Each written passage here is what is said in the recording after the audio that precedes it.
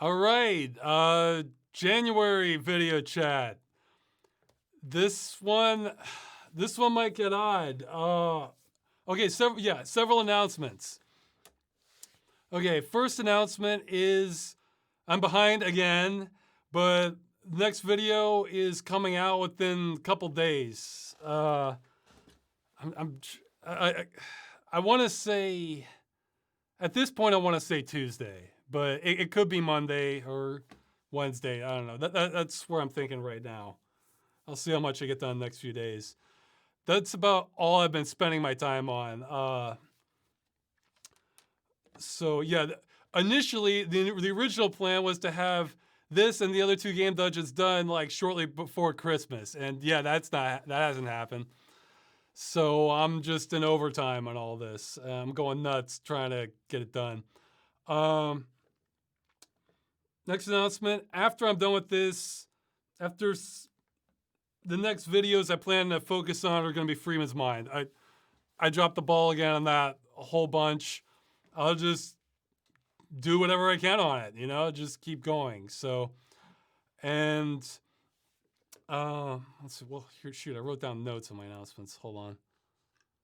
Nope, those are the wrong notes. Yeah, things are still like slightly slower for me on Windows 10 with. Okay. Oh yeah. Okay. So yeah, the other. This news is controversial. If you're upset with it, sorry, but the experiment is going to go forward. I think I'm going to suspend Ross's game dungeon until I have like real editing help. But don't worry, I have a couple people already lined up that I need to review on. This is gonna maybe permanently change the show a little bit, but the thing is, it's taking so much time for these, and for that kind of time, I'd rather be spending it on the movie. So, and I'm thinking, look, if you're worried about this, I'm still going to be the last line of defense on quality control. So if I don't like how the edit is, I'm not going to release it, or else I'm going to change it until it is good. But so I'm going to get people who, hopefully get my style, and it's invariable that the style is going to shift with an editor. But as long as it's a style I like and approve of, then I think it'll be okay. And really, there's a chance the episodes get even better. Because, look, this happened a little bit in the Sin episode, happened a little more in the Christmas episode, where I was just kind of cutting corners with the editing. Because I'm thinking, oh, okay, that shot's, I guess it's good enough. See, the thing is, there's not going to be time pressure for the editors. So my plan is, I'll go through the game, write what I plan to do, hand them over all the footage and supplemental stuff, let them put it together, and hopefully with a minimal amount of supervision on my end. And hopefully the result is good. I don't think I'm going to get there in one step, but that's the plan of it. And the thing is, this could lead to more game dungeon,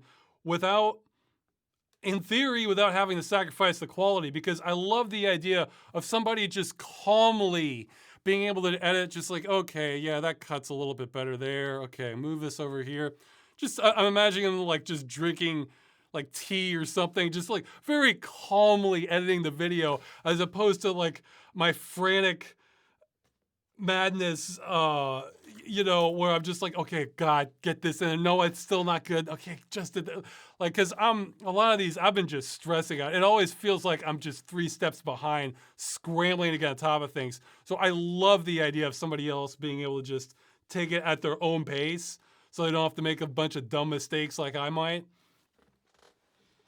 Uh, so, but yeah, this is experimental because, aside from the obvious reasons, but I'm going to pay them, a healthy cut of the YouTube profits, a percentage of it.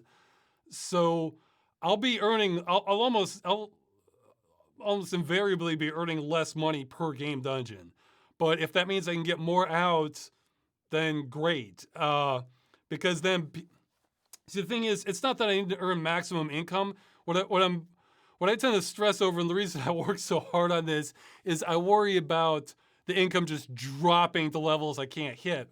Whereas if more videos are coming out, though, that means that I think more fans are getting what they want. So I see that as kind of increasing the long-term stability of it. So, and it's going to increase morale too, because they're going to be working on the parts that I'm not particularly, driven to be working on, that I'd be happy for somebody else to handle. So again, I'm still going to be writing it, still voicing it, and still have final cut on everything. So, and I'll be deciding if it's a real wreck. I mean, or just I really don't like the style that they've done. Then I won't even.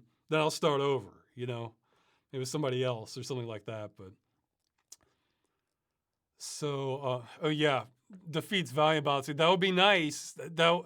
I'm not gonna necessarily depend on them for that, but yeah, absolutely. If you want to get in on the volume balancing action, send me an email. RussWScott@gmail.com. That one won't have as high a percentage payout, but if I like your work, yeah, I have like almost a mental block towards it. I just hate doing it. Yeah, I think in one of the comments somebody was complaining about it, and man, I spent hours and hours doing volume balancing for the Sin episode. So it's not that I couldn't do better, it's that my morale is just like at zero by that point, so I'm just what okay, my brain's a bit fried. The Freeman's Mind's not going to get a new editor, although unless you want a volume balance, which case maybe. What? Well, I mean, you could edit the volume levels is what you could edit, because the nature of how I create Freeman's Mind is so inextricably linked to how it's created that I kind of have to be the editor on Freeman's Mind. So that's not going to change for that. I mean, I have other side video ideas this year, but those will happen when they happen. I'm not in a rush for those. But yeah, going to be a bit of a break on Game Dungeon. Freeman's Mind's next. And the other controversial news is I'm almost going to, again, this is probably going to be unpopular because I saw it suggesting getting like negative votes on Reddit. I'm going to intentionally take a few days off. I realized I don't think I've done that. I might be forgetting an instance. I don't think I've done that in maybe, I want to say at least 7 or 8 years. Because even on the days because there have been days I haven't been working on the video, but then I'm doing something like moving, or I had to go to Warsaw to get my passport replaced, or just some other like obligation or other work like I have to do. So I'm not necessarily working on the videos every single day, but I'm absolutely working on something. And I'm not, I guess if you judge me by my actions, I am a workaholic, but mentally I'm not. I mean, I would love to be able to slow down. It's just that I've always had like this, see, the thing is, it's been a series of events that have just sort of like got me sort of wound up this way. It's like first, coming to Poland, that took a bite out of the income, flying here and paying all the fees to get registered and the new apartment and everything. But then I had to later support, my then girlfriend, now wife. So that was like an additional stress level. But then then the income got cut in half, like with machinima. Then I had the whole machinima stress. And I think the income got cut in half again. It's kind of like what I have in the Begathon video. So it just gave me this feeling that there's just zero stability in this. And the only way out of it is just to keep working on it as hard as I can. I mean, it varies. It's not always like, it's not like I've been working 12 hours a day for 7 or 8 years. But, every single day, like I haven't had like a vacation, what I would call a real vacation day in that long, I think. So I was thinking, I would love the idea of just spending the whole day just playing games or watching movies or something. And I realized I don't think I've done that. Again, I could be forgetting something, but I don't think I've done that since maybe my 20s. So yeah, I would like a few days of that. I financially things went pretty well in December, so well that I feel like even if the viewership drops or the people are hitting like unsubscribe upon hearing that, I feel like I can still recover from that. So I'm going for it. So yeah, I can kind of catch up on games, and man, I think it would really help the videos if I could just slow down a little bit. But the thing is, that's kind of the last thing people want to hear, because like you can see how long it takes to make the videos as it is. But if I'm doing more Freeman's Mind and I'm just doing the, writing and recording for the game dungeon for the most part, then that could be three other people working on different episodes. They can take as long as they want to. And then once they're done, they can send it to me. I can look it over and then go through a list of changes. So it might actually come out faster. So I think, and then what? Then later, once things have stabilized for me, I can get more done in the movie, because like I've got to get more done on that. It's getting to me. But yeah, just to put it in perspective, these past few months I've worked because I was, well, one, I wanted to make sure the Christmas episode was out in time, though that one wasn't too long. The Sin episode, I felt like I had to get that out because I was sitting on the soundtrack. So this was like, oh man, like I hate being, I was like way past the level I want. I've been trying to get the Sin episode out since summer. So that's what I was sort of hinting at in the follow-up episode about another good soundtrack. So basically, I've worked through Halloween, I worked through Thanksgiving, I worked through Christmas, I worked through my birthday, and I worked through New Year's Eve. I took like a half an hour or 45 minutes out for Christmas or something, but that was, so I'm just kind of going crazy here. So, and the thing is, the videos are still taking a while to come out with me working on nonstop. So that's why, even if it means less money for me, as long as I can still make rent and groceries, which I'm going to be able to for a few months for sure, then again, the experiment's going to continue, no matter how many people protest. But I'll make sure that I'm happy with the videos. So it's,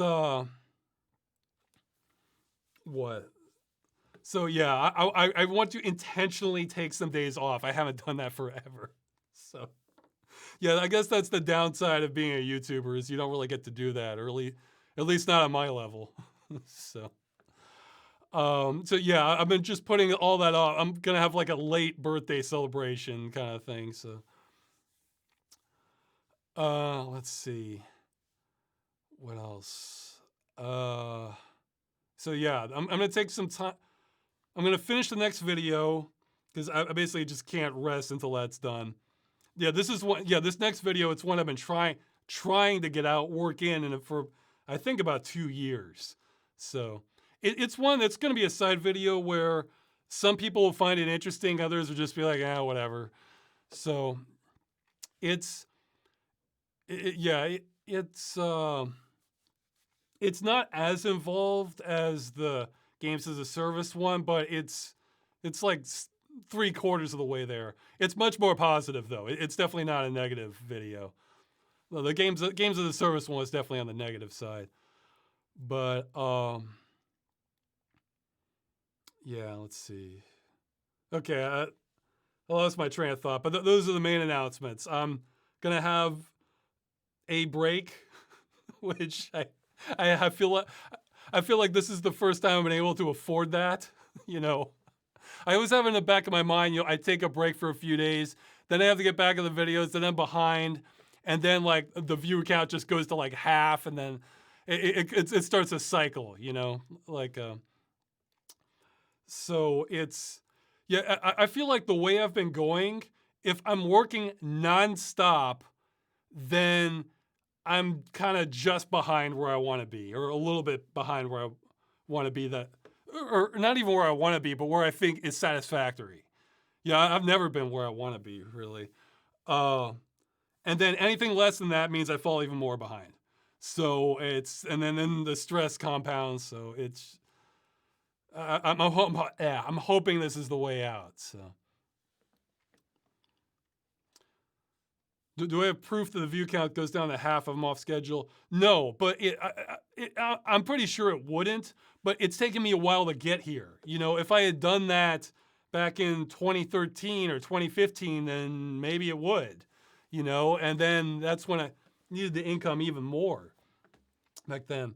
Yeah, I mean, when I did that Begathon video, that was a real, like, dice roll. Like, it was going to have to get a lot more radical with my changes if that hadn't panned out. It did, but then it just still, I would see, like, the donations, like, drop if there was a longer pause, which I do not blame people for one bit. So don't think this is like, well, I laid it all out in the Begathon video. But I think this is the only way out. So if I'm only getting a fraction for Game Dungeon, but that means more Game Dungeons are coming out, then I think that's going to work out. So, okay. So, yeah, I'll start answering questions that were submitted and then do live ones afterwards. Yeah, I may try to go through some of these a little faster. We'll see. Let's see. Oh, thanks for the happy birthday. Yeah. Let's see. Yeah, I'm going to celebrate it late by, like, just playing games and watching movies.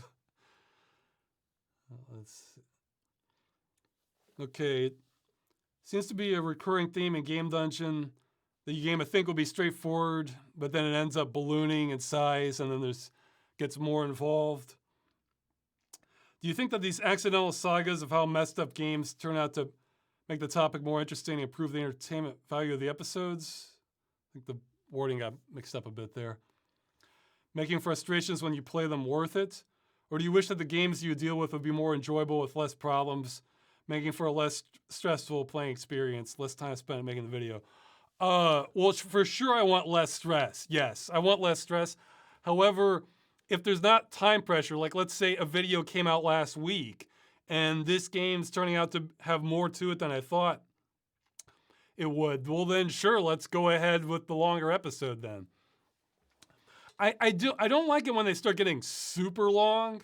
Like, I think my ideal range for Game Dungeon is anywhere between like 10 minutes for like a shorter episode, or maybe even a little less, and like 40 minutes for a longer one. And then like once it starts getting past that, I start feeling like, this is going on too long. It's just people are gonna be interested in this. So I kind of want to get them shorter, but in a way I think I'm slowly getting better at hacking out more of the stuff that doesn't need to be there.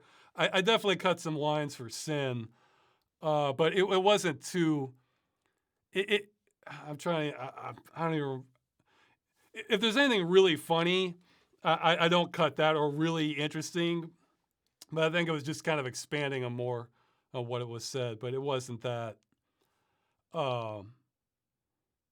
It wasn't that. I lost my thoughts again. Yeah, you can see how well my brain's functioning. Oh yeah, I should warn you. I have no. It's possible, especially because I may be working with different editors. Like one person may edit one episode, another person could edit another one. I may try to steer towards shorter episodes initially. I just got to see what I can find. I actually have a couple longer ones already planned, but those may not be great ones to start off with a new editor on. So if things go shorter on Game Dungeon, it's not a permanent change. I always wanted more variety to it, actually. Like some are short, some are longer. Depends on the game, kind of bouncing around different places. So if you see shorter episodes, don't think that that's going to be the new standard. It just depends on the game. But yeah, if it gets past 40 minutes, then it's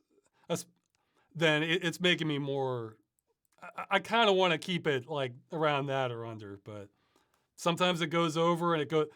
For Sin, I knew it had to go over because I was covering Sin, I was covering Wages of Sin, I was covering Sin episodes, I was rushing by the later ones because I was less involved in those. But and I had to announce the soundtrack being released, and I had to I wanted to show off some of the music in it. So, on Sin, within like an hour or two after making that, somebody also contacted Zach Bellica in the past, and he had. I noticed his stuff. My stuff was from 2003. Apparently, Zach maybe have found some stuff because his was from 2005, and he had more of the original 44 kilohertz tracks. So I just threw them into the archive and re-uploaded it. So if you downloaded that within like the first hour or two, you might want to download it again. But it's been updated since then. I think a couple of them are repeats of what I had, but it's just sort of a patchwork mess. But yeah, we got what I would consider one of the best tracks to be on there, which I thought we weren't going to get, which was like sort of the multiplayer music. It has this really cool like industrial breakdown in there that I've wanted, but yeah. So it's kind of a mess there. But let's see. So yeah, okay. So yeah, it's not. No, it can be interesting when the game turns into something else that I wasn't expecting.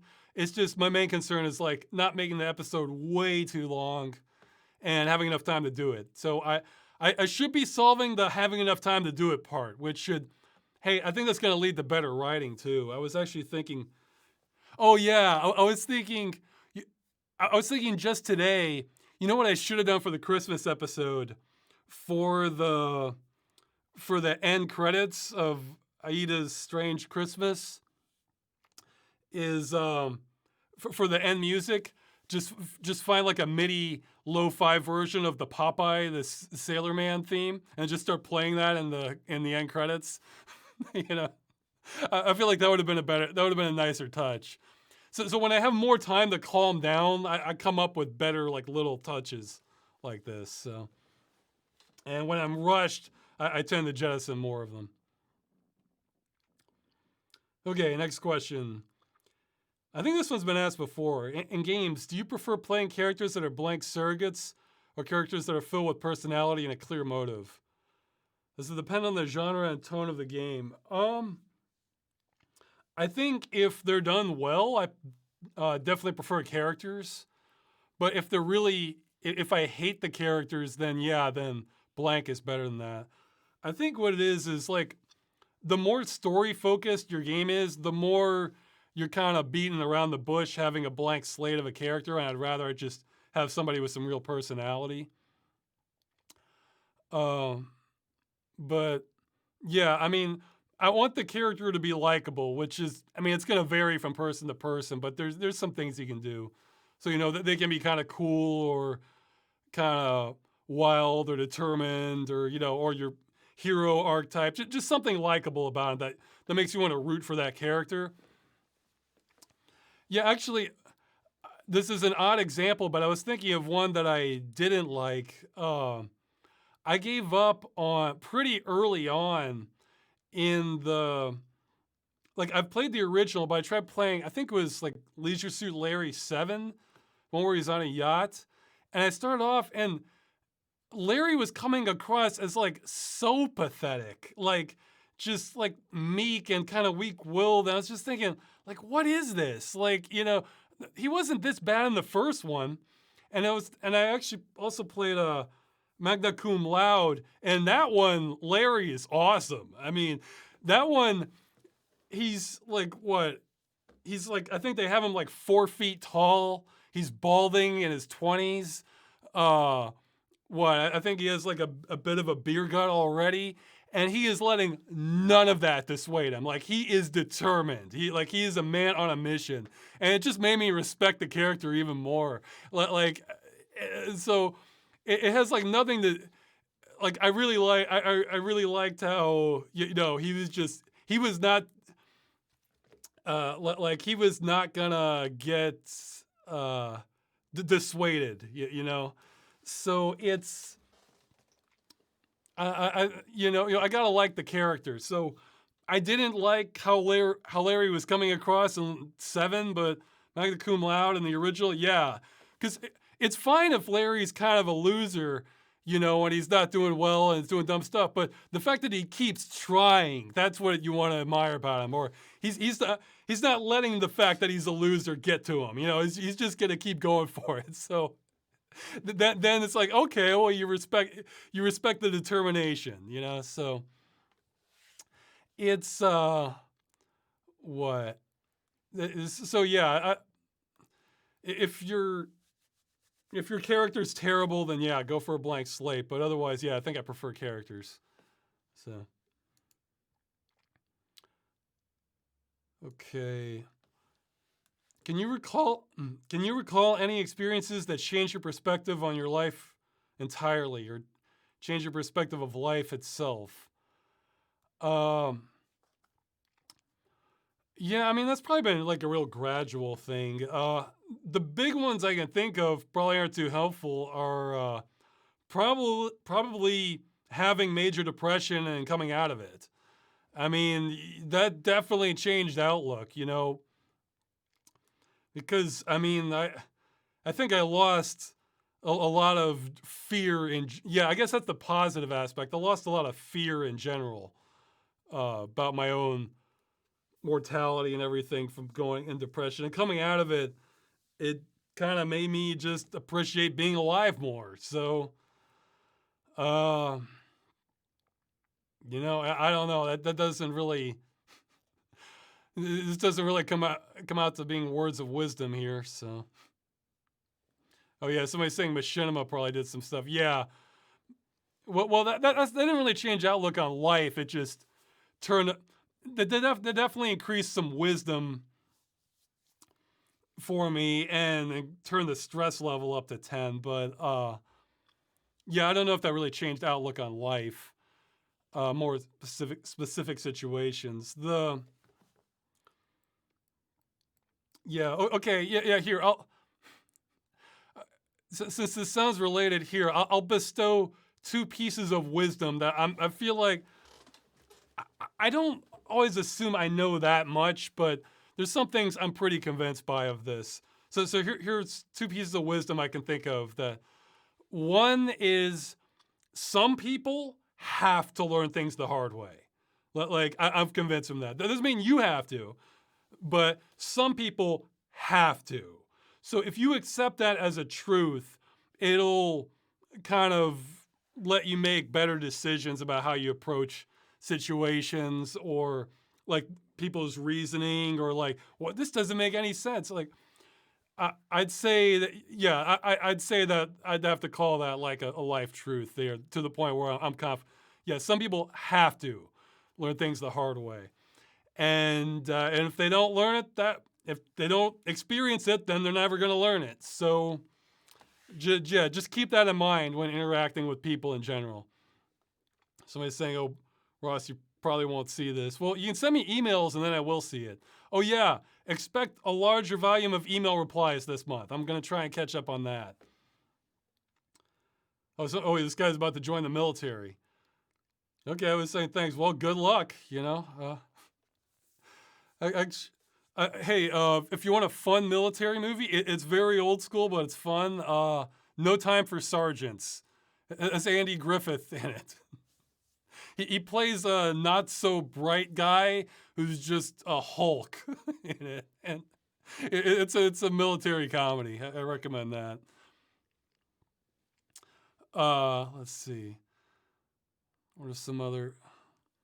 Okay. Oh yeah, and the other piece of wisdom that I feel pretty confident on is some things aren't worth overthinking. Like you'll be happier if you don't overthink them.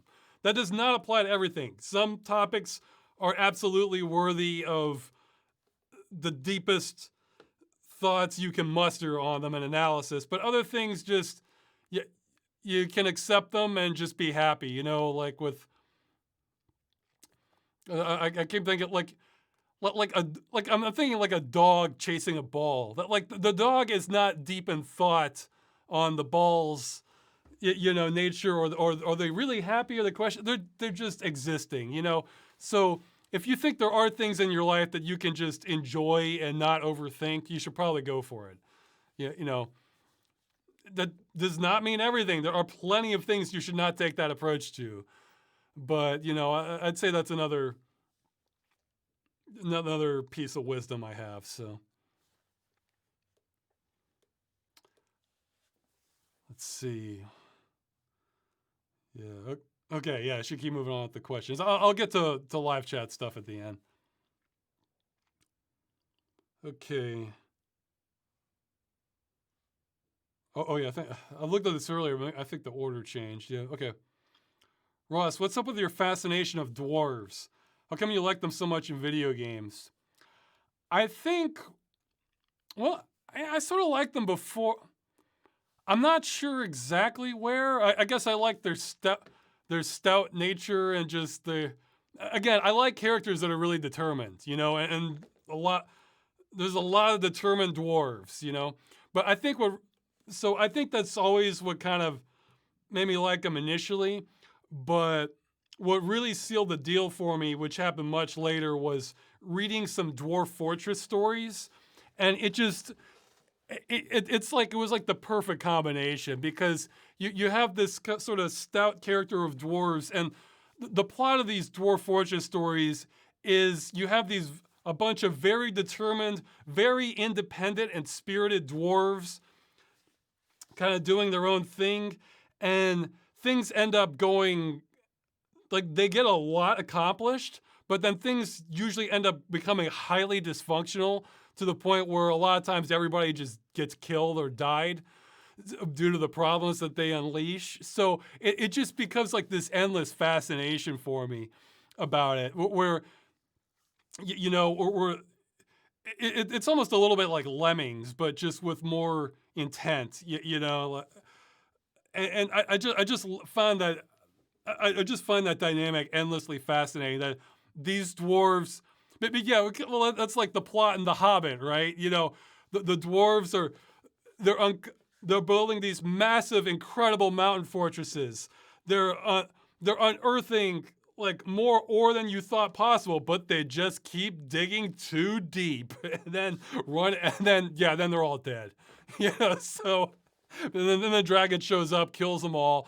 So I'm just imagining it like this cycle of like dwarves building like these testaments to, well, yeah, not mankind, I guess. Well, just the testaments to fantasy kind, you know, that just, and they're amazing engine, or yeah, they can over engineer things, you know, a lot of comic value to it, and just accomplishing all these incredible feats, you know. And then, but they just keep going, and they're gonna get into fights, and then just everything goes to hell. And like, it's like this rise and collapse dynamic that's just comical, just all the way. So I like the spirit of I can strongly relate to the spirit of the dwarf. So yeah, testament to dwarven kind. So yeah, some of the stories I've read for Dwarf Fortress, it's just so perfect. You know, I mean, it just encapsulates the spirit that, like, that this is something I can like strongly relate to. You know, and just like you know how you can enjoy like different hobbies or interests and things, and you like them, you know, but then there can be some topics or hobbies or interests that's your thing. Like, this is all you. And I feel like the kind of stories I read about in Dwarf Fortress, that's like me 100%. Like I strongly identify with this sort of thing. So with my sense of humor and just the struggles that they have in their approach to things. And, you know. Okay, next question. Oh yeah, this is gonna be a big one probably. Well, this isn't as long as it could be. What are your current thoughts on the anti-piracy laws snuck into the stimulus bill? Yeah, geez. Okay, so the reason this isn't going to be super long is I'm not even sure of everything that's in there. I read about this. I put it on Twitter. I read about this. I forget, like around Christmas, maybe before or after, whenever it happened. And then I want to say 3 days later, the bill passed in the House or something like that, or passed in the Senate or Congress. And I was like, what? And okay, so this may not be entirely accurate. I haven't looked at the details at all. There's two aspects of it. One is they want to make streaming copyrighted content a felony. Now, the details of that I can't comment on. So the worst case interpretation, some are saying this wouldn't apply to it, maybe.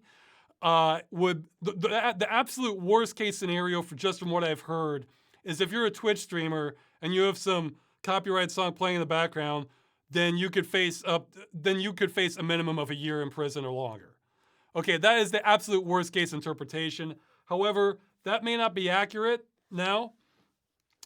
But there's another aspect of it where they're setting up some small claims court thing, or letting them bypass it, or I don't know what, that at face value, it would supercharge copyright trolls. So if you're doing something in fair use, it's like, bam, they can get your money now, or unless you can really defend yourself in court. And I've been so busy that and this isn't exactly a fun topic for me, that I just didn't even want to think about this. And I figure, you know what? When this becomes a real problem, I'm sure there'll be people who will boil it down for us and explain exactly what this is going to mean. At this point, I would say, however, I would trust nothing anyone on the internet says on this unless they're an attorney. And even then, they should be an attorney with who's either kind of cynical or is willing to take like a devil's advocate kind of view. Like, because look, one thing I learned from machinima is I've seen this topic, I've seen this wording, somebody's saying, do you miss the secret weapon? No, the secret weapon is next. Don't worry about that. That's coming in a few days. Well, the plans for the secret weapon, how about that? I've seen a bunch of people saying, well, no, this isn't intended to affect like individual streamers or like this. Well, you know what? One thing I learned from machinima is intent is kind of worthless when it comes to the law. What can they actually do? That's what matters. And in the case of machinima, it was even, they didn't even care what they went even beyond what they were able to do contractually. So I would approach this from an attorney, as someone from an actual attorney. Let's play devil's advocate. Say you're a copyright troll company and you want to make somebody's life a living hell. What is the worst you could do? And then go from there. And the thing is, even if things aren't that bad on that front, which again, I don't even know. It sounds like a mess to me. What? Fine, let's say it doesn't target individual streamers. It only targets Twitch. What, you think that's not going to roll downhill towards the streamers, what you're allowed to do? And so, fine, you don't go to prison. You just, if you played a copyright song, that's it. You're banned from the platform permanently. Okay, cool. I mean, it's gonna get, it's just not, I don't see anything good coming out of this. What? Oh yeah, I guess. So what does it mean for me from a pessimistic perspective? I think the worst case scenario for me would be I would end up having to take down vast majority of the game dungeons off of YouTube. Freeman's Mind could probably stay. That might not even kill Game Dungeon necessarily, because remember, this is an American law. Fortunately, I'm in Poland. However, and Google, YouTube are American companies, so they'd be subject to those laws. But maybe if this got really bad, you might see like a European-based streaming service emerge, and people would just flood to that. Who knows, So, I mean, I could probably still get the videos out in some fashion. That made me wonder, though, like, let's say the law declares, uh, the videos, most of my Game Dungeon or side videos as like, illegal. And so I'm committing a felony under US law, but I am a US citizen, but I'm currently in Poland. It's like, would the law apply to me then? Like, I'm not sure how that works. If you're breaking a law in another country you're from, but that is not a violation in the country you're in. So, I mean, I wonder how the extradition works, or maybe I could apply for copyright asylum in Poland. So I don't know. I don't think it'll get that bad for me. The analogy I made is like, I think, what was it for Copa or Kappa? That,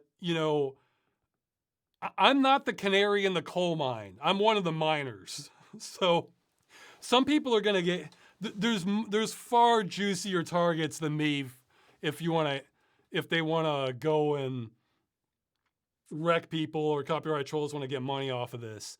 So we'll see how this plays out. I'm just not even gonna think about it. I'll wait until this is making like common news, or you can contact me about it if you really want to. Like, when I made that Games as a Service video, I don't have this genuine and sincere interest in the law and copyright law, especially in how it works and what we can do and can't do. It's like I was doing that as a necessary evil, because what I cared about was just games not being destroyed. And I realized that, wait a minute, the law is not clearly defined on this. Like, it hasn't been tested,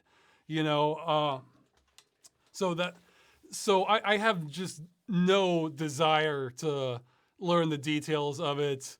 I'd rather just hear the summary from somebody who knows what they're talking about, and then just see how that plays out. So, yeah, it's possible it could kill Game Dungeon. I mean, but I have other ideas of things I can work on. But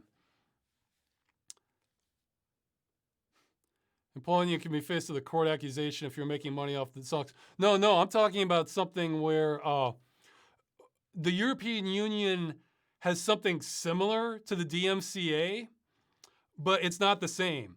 Like, for example, I know this might be something separate, but I think it's the same. I know, like, in the show Top Gear, they would sometimes have like music snippets in it that wouldn't last very long, and they may not have licensed that music. However, it would be under like 10 seconds or 15 seconds. And I think under like European EU law, it was okay to do that. Well, under the DMCA, I think that's not okay to do that. So that's what I mean. It's similar, but not the same. So I might be okay under, they're saying they're talking about the Polish Act. Oh, well, cool. Maybe there's another copyright law I don't know about. So yeah, it's, imagine getting extradited for fair use of music. Yeah, that would be fun. Anyway, I'm just not gonna, I take no pleasure in this, but other people are gonna get hit with this before I will. Like people that the industry can make a lot of money off of. I mean, they're gonna look at me and they're gonna realize I'm definitely like far lower down on the list of like good. They're gonna go after people who are more clearly violating this, and people who can, really pay out to make it worth their while, So I won't be in the first wave of attacks with this. So I'll be able to see what happens to the canaries there. And if they get destroyed by it, then I adapt, And if they hold up, then maybe the rules change. I have to tighten things a little more, or stop using movie clip examples to make my point in the videos. That's like, well, with Sin, I had the commando clip. I mean, that I was demonstrating that the tone was different in that movie than with the Sin one, but that might not cut it for the interpretation. So I'm saying Jim Sterling will save us. Well, Jim Sterling will inform us. I don't know if Jim Sterling has that kind of power, but that would be awesome if he did. Okay. Of all the characters that appeared on the Game Dungeon, which 5 are your favorites?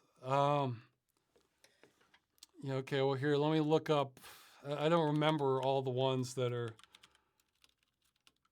Well, I kind of like Blade, but he's not. I don't know if he's necessarily my favorite there. I'm going to look up the Game Dungeon and see if any jump out at me. 'Cause I don't even remember all the ones I've done off the top of my head. Well, Curtis Craig would be way up there. Yeah, I mean, Curtis Craig's an awesome character.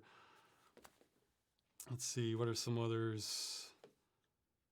Yeah, not all the Game Dungeons have, like, strong characters in them. Let's see.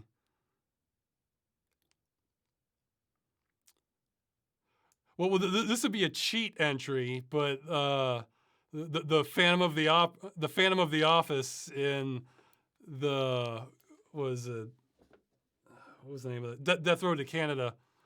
Yeah, that's a cheat entry because it's not really in it, but it sure looked like it could be. Let's see. I kind of feel like Quadrillion was its own character a bit. That's right. I'm not even using my own buttons to sort through this more effective. Well, okay, there's one well, I don't want to. Okay, there's one I put it like this. There's a character that's been in one of the Game Dungeons that it's probably gonna. Yeah, okay, here, I'll give you a big hint, but it'll take you a while to figure it out. There's a character in one of the Game Dungeons that is one of my favorites, and they're going to get. They're not the main character, and they're going to get another Game Dungeon where they are the main character. I think at some point. So you can maybe you'll figure that out from process of elimination if you want to kill a lot of time, or you can just wait and you'll find out later. Yeah. I kind of like that cult leader in the Secret World, the one who is, I love that line. It was something like, "Sure, Rome wasn't built in a day, but it still wasn't built by a bunch of people lying around smoking weed." Like, it's like, yeah, things take time, but you got to make sure you're on the right track too. Kind of like the Bip Bop Ball. Well, yeah, okay. This one, I'd say it might be a tie between Curtis Craig and Joey from Arcade America. I like. There's something I like about Joey. He's just, he always has that tired look on his face. Just he's determined to get the job done. He does. I respect the determination. He's just trying. Joey, I feel like he's just trying his best. he's he has a lot of things stacked against him, but he's just remaining positive and just kind of in a stupor the whole time. But I don't know. I like Joey for sure. Him and Curtis Craig, I think, are the top. So I'll probably name more than 5. Okay, so do more questions now. Let's see. What were the first few games that you played as a kid that you recall? Okay, that I recall, this is the 80s, so there'd have been early ones. River Raid on the Commodore 64. I remember playing a Superman game on the Commodore 64, though there's more than one. The Transformers game, Commodore 64. I think it was either 6 or 7.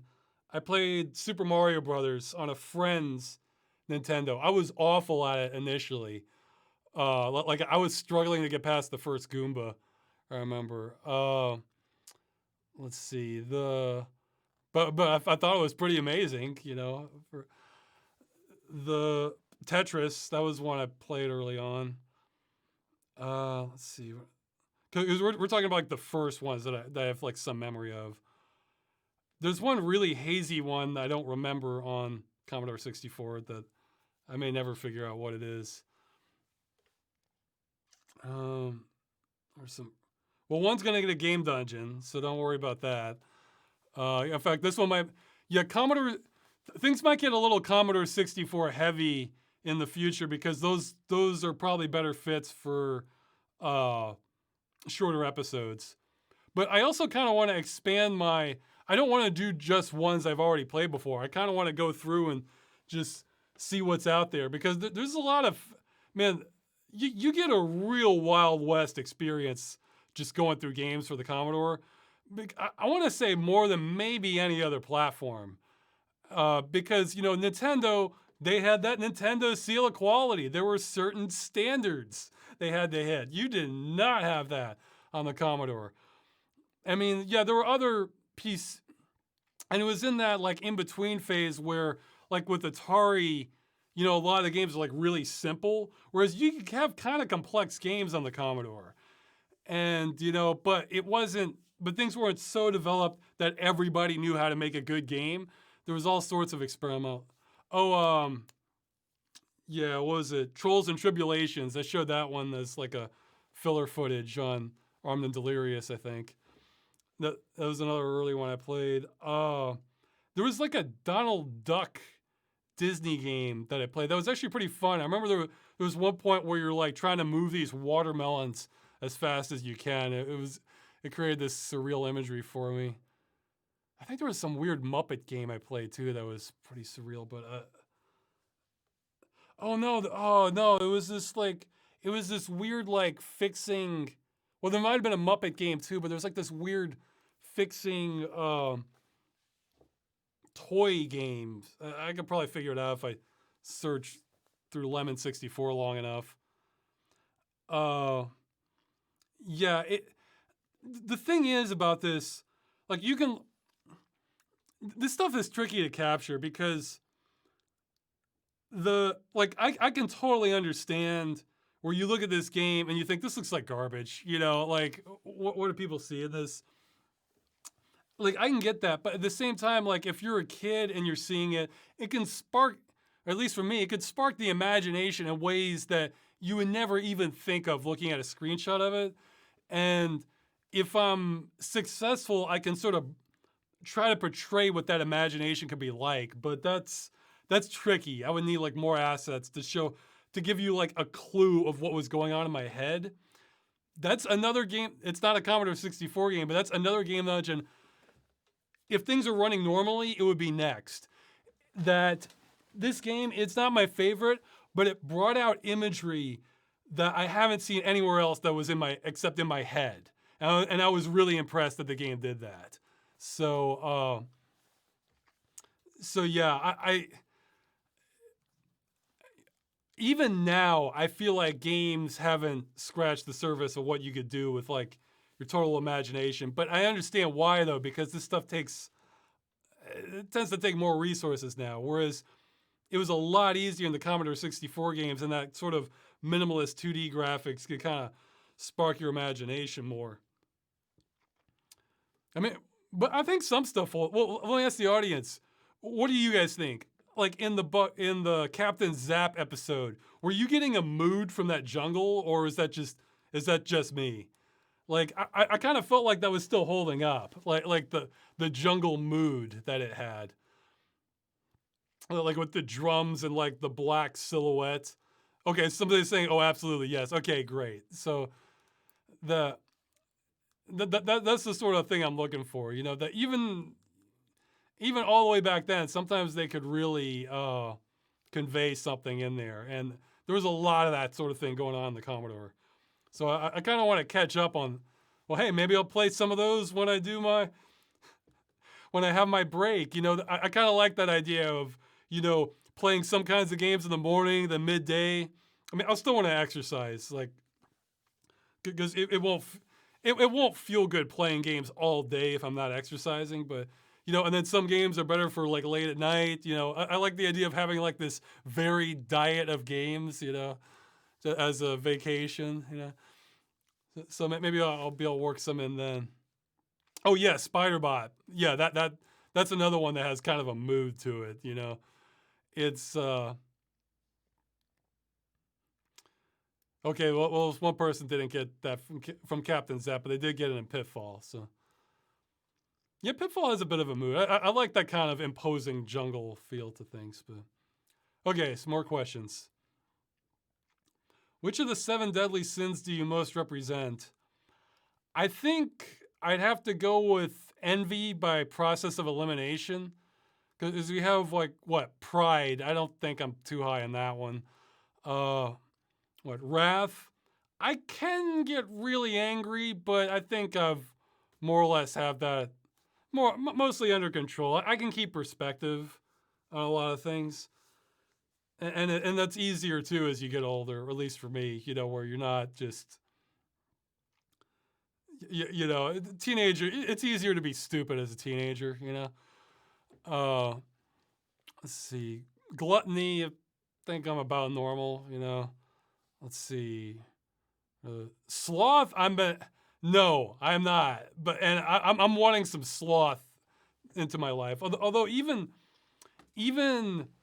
when I do have free time, I still like to be doing things like reading or watching a movie or going exercising or something, just entertaining things. Like I actually really don't like just standing around just relaxing. That doesn't feel good to me. I always like to be engaged in something. So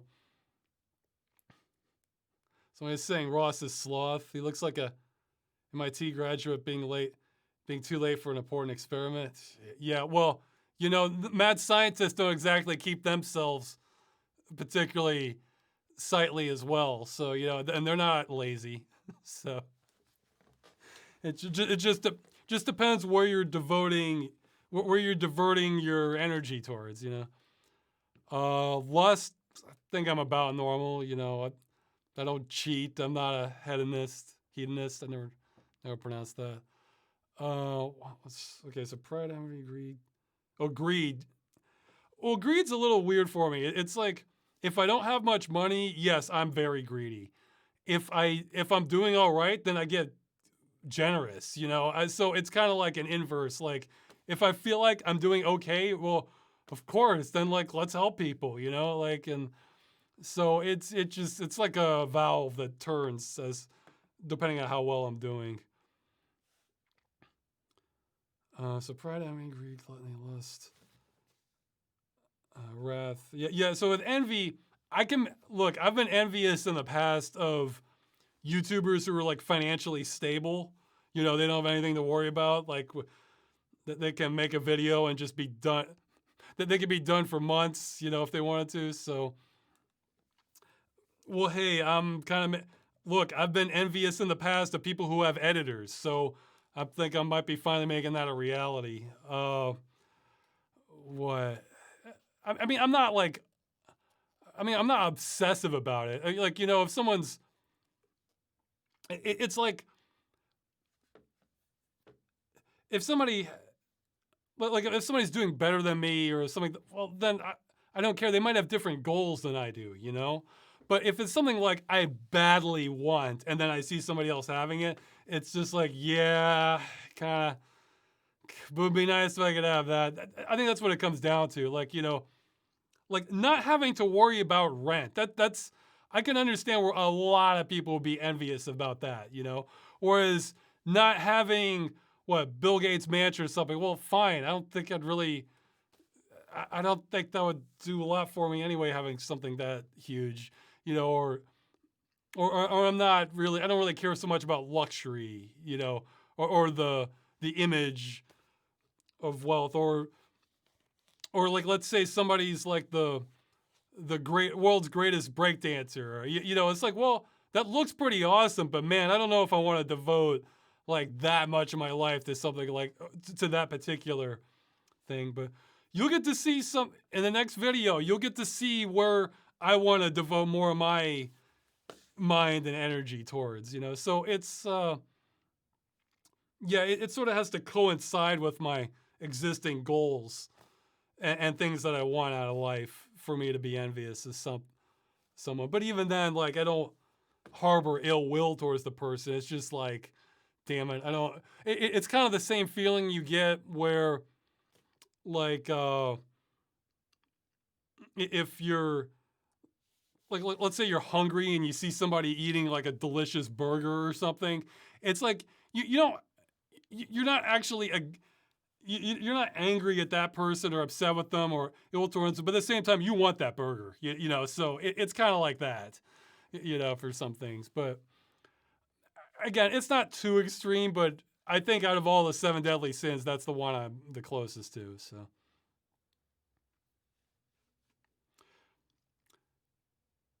Yeah, somebody's saying, you think I can reach a more stable income? I just need a good network. The thing is, I probably, I'm, in a way, I'm my worst enemy on this.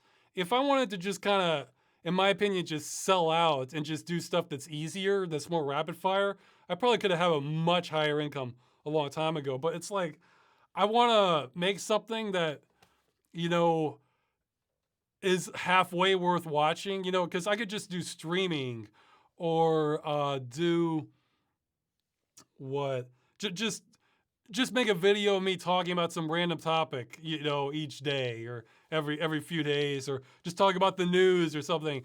And you know, I might get less views, but the volume would go up, and I'd probably be getting a lot. And or just hey, hawk some product. I've gotten, I don't know how many offers I've gotten for like from mobile games, you know, on your phone or VPNs or stuff like that. I could just hawk that up. But I feel like, man, I don't know.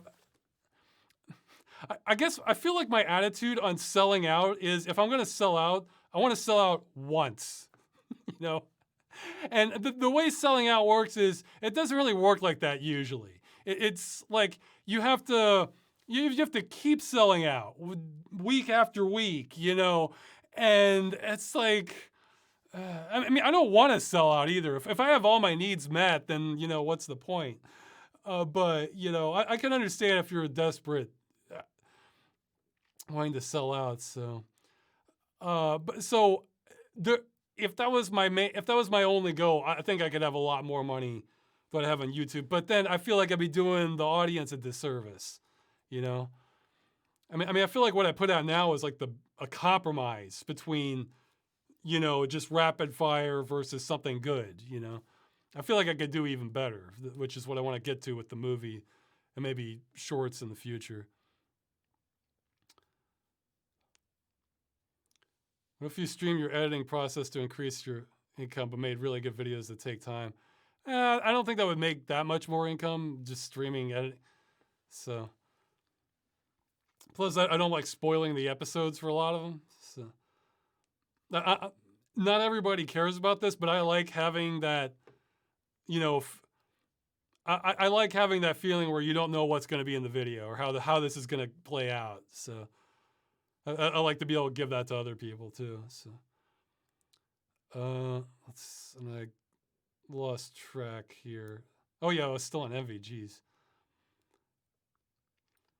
Ross, 2020 was a pretty crappy year, and 2021 is probably going to be worse. What were the worst parts for you, and what realistic hopes do you have for 2021? I got, you know, I almost feel guilty. I got pretty lucky considering everything. You know, yeah. Okay, so the worst, yeah, so the fact that my worst for 2020 is so low says a lot, I think. Because I think, I mean, some good things happened to me because I got to move out of the mold apart.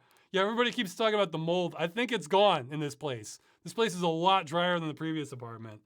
And it had building standards, it looks like. So yeah, I think the worst things that happened this year will probably be a tie between these past couple months where I've just been working nonstop almost, and I'm going kind of crazy because I was hoping to have a break a little bit. When I say break, I don't mean like I'm just not working. I mean I'm working, but maybe I'm only working 6 hours that day or something. You know, just can kind of wind down a little bit and or catch up on some, or take a slower pace, that sort of thing.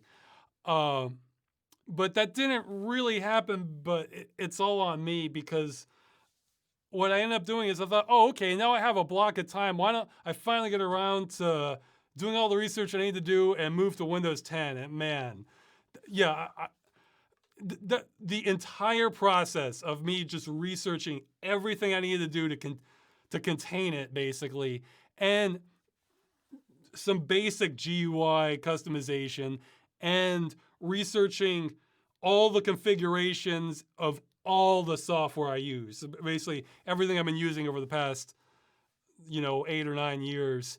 That entire process, no joke, with free time at the end of the day, no joke, took me about 2 weeks. That's how much it sent me back. Like, I wouldn't even believe that's possible. Like, I thought I would have this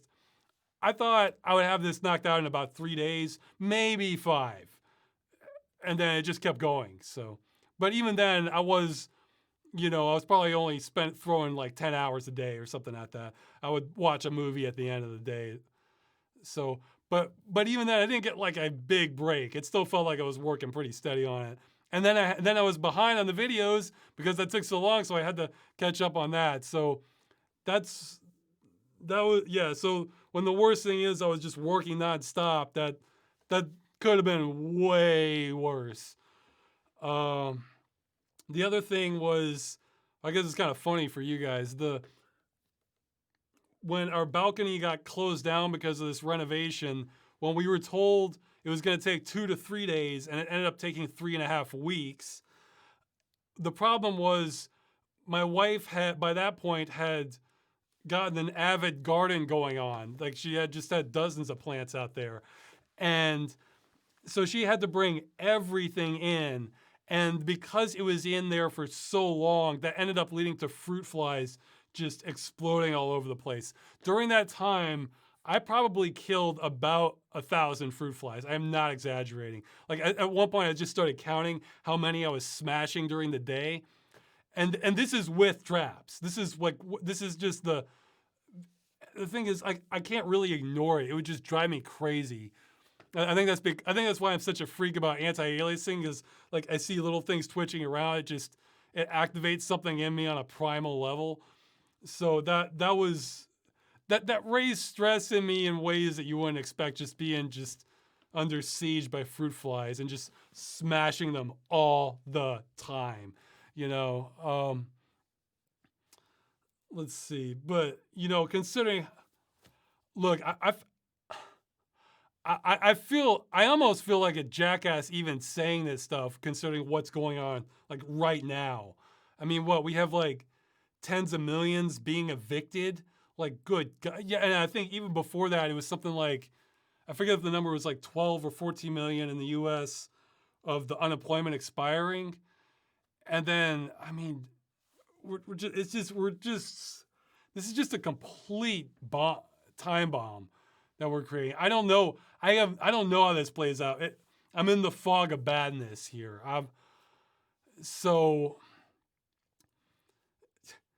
You know what I feel like?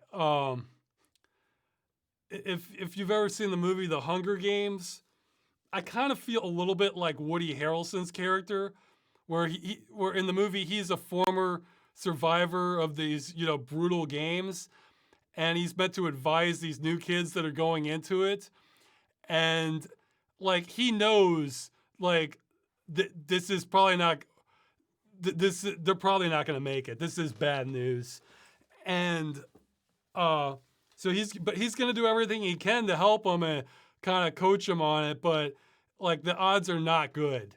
And he realizes this is just kind of a horrendous practice that's going on. But at the same time, in the lead up to this, they're being presented with all this luxury food and alcohol, and he's going to eat it and he's going to drink it, like, because it's like, this is not a good system. He's not in favor of it at all. But at the same time, since it's here, he's just gonna enjoy life as much as he can and just kind of hope for the best and all that stuff. I feel like I can really relate to his character on that. Yeah, it's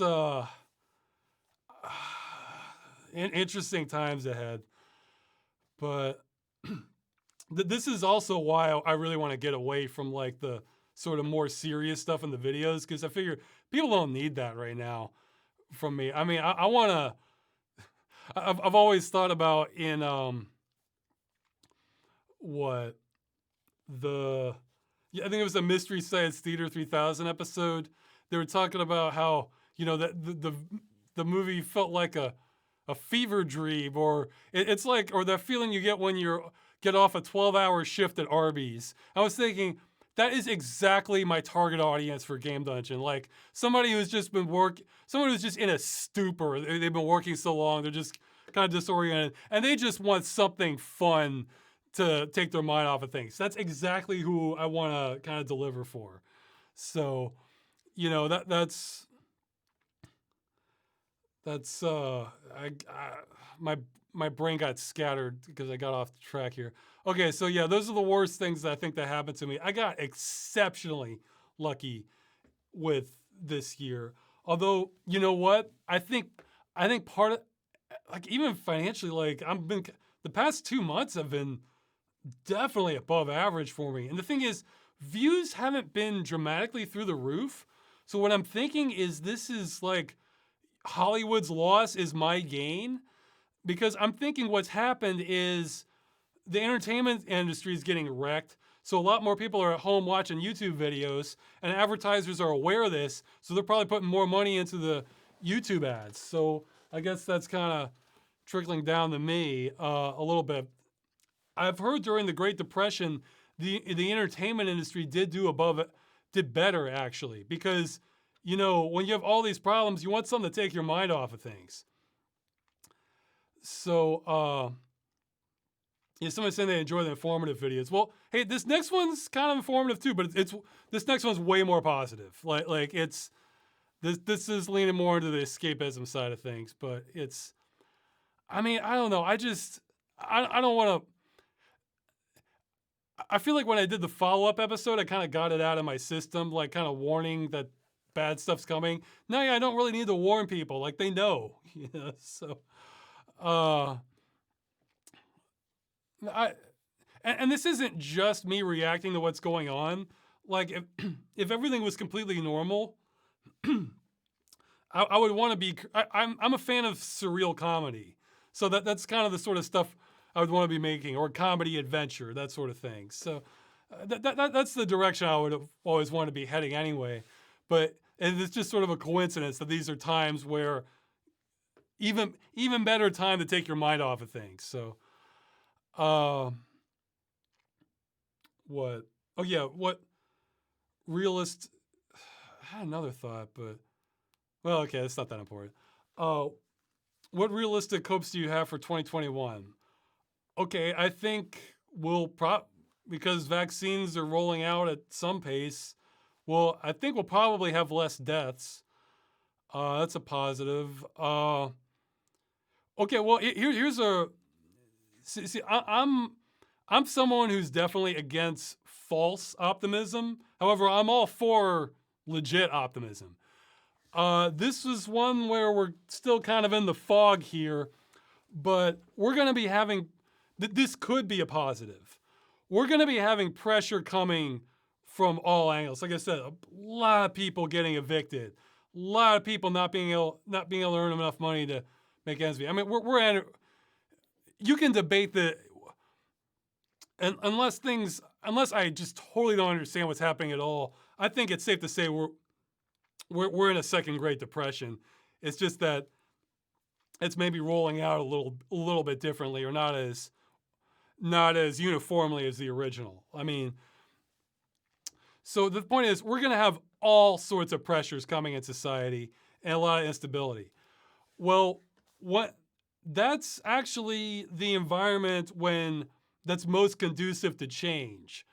So it means we have the most potential to fix things.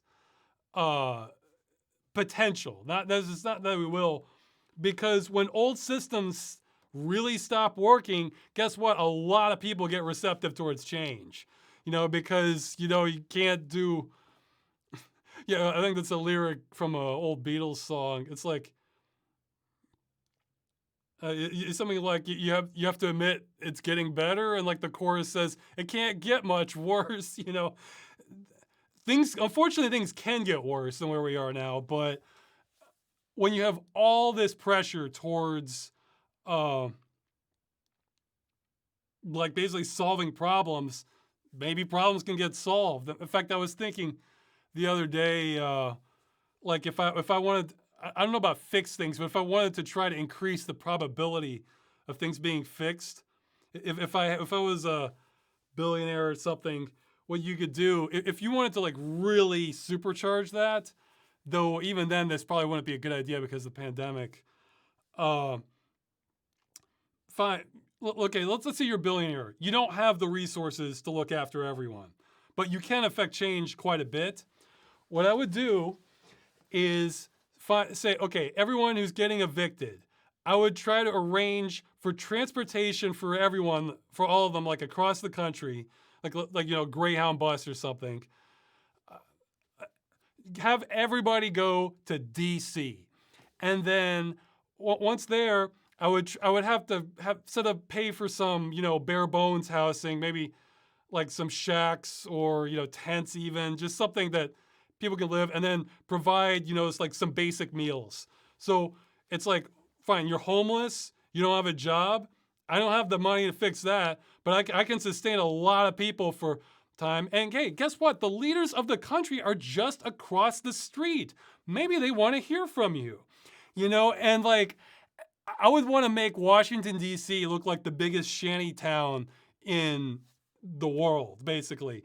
Because I think the only way we're going to have, I'm speaking from a U.S. centric perspective on this, obviously, but I think the only way we're going to be really fixing problems is basically if politicians are scared of its citizenry.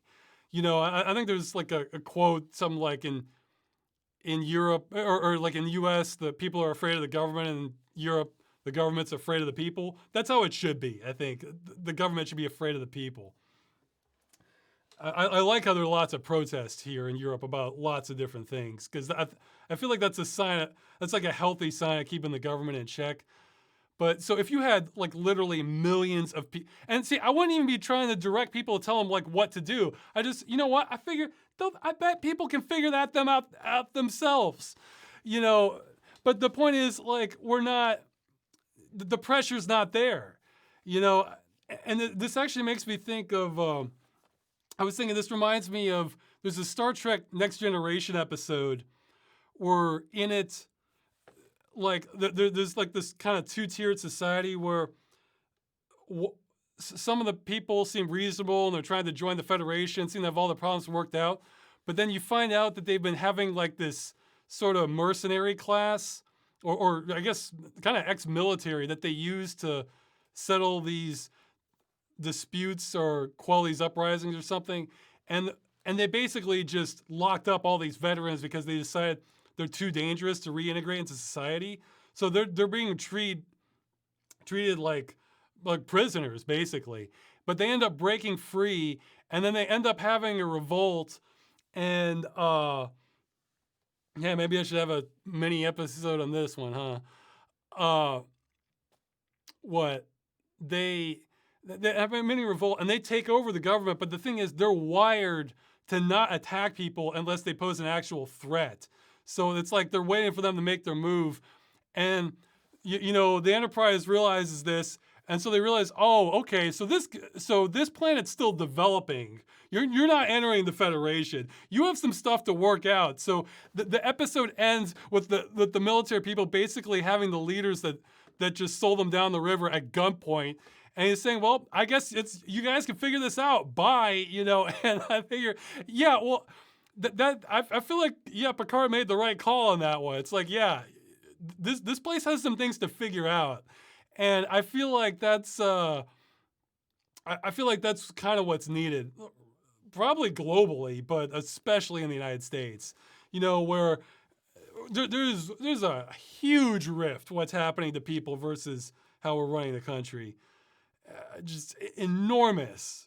So yeah, if I was a billionaire, I'd probably do something like that.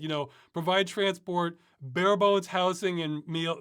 Yeah, bones room and board to everyone, and just put people up all over DC, just all over, so that it's just the entire capital, the White House is just surrounded by just tens of millions of people.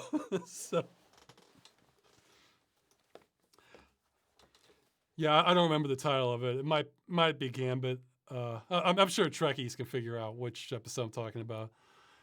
But yeah, because I think you might have solutions a hell of a lot faster if you had if you had an environment like that. You know, where lawmakers are afraid that if they don't come up with real answers, that the building's going to get burned down to the ground, or you know. Again, I wouldn't even try to direct people in any one direction. I would just try to get them to DC so they can really be really be seen. So, okay, so that's yeah, for positives of 2021. Look, we're coming to a crossroads for things that can happen historically, I think. So things don't have to be terrible. That it's just, but we're gonna need a lot of change. It's like I said way back at the start of this. I see no non-radical solutions to our problems. So we need some radical ideas to deal with the problems. The potentials, I think the potential is just going to keep increasing for that.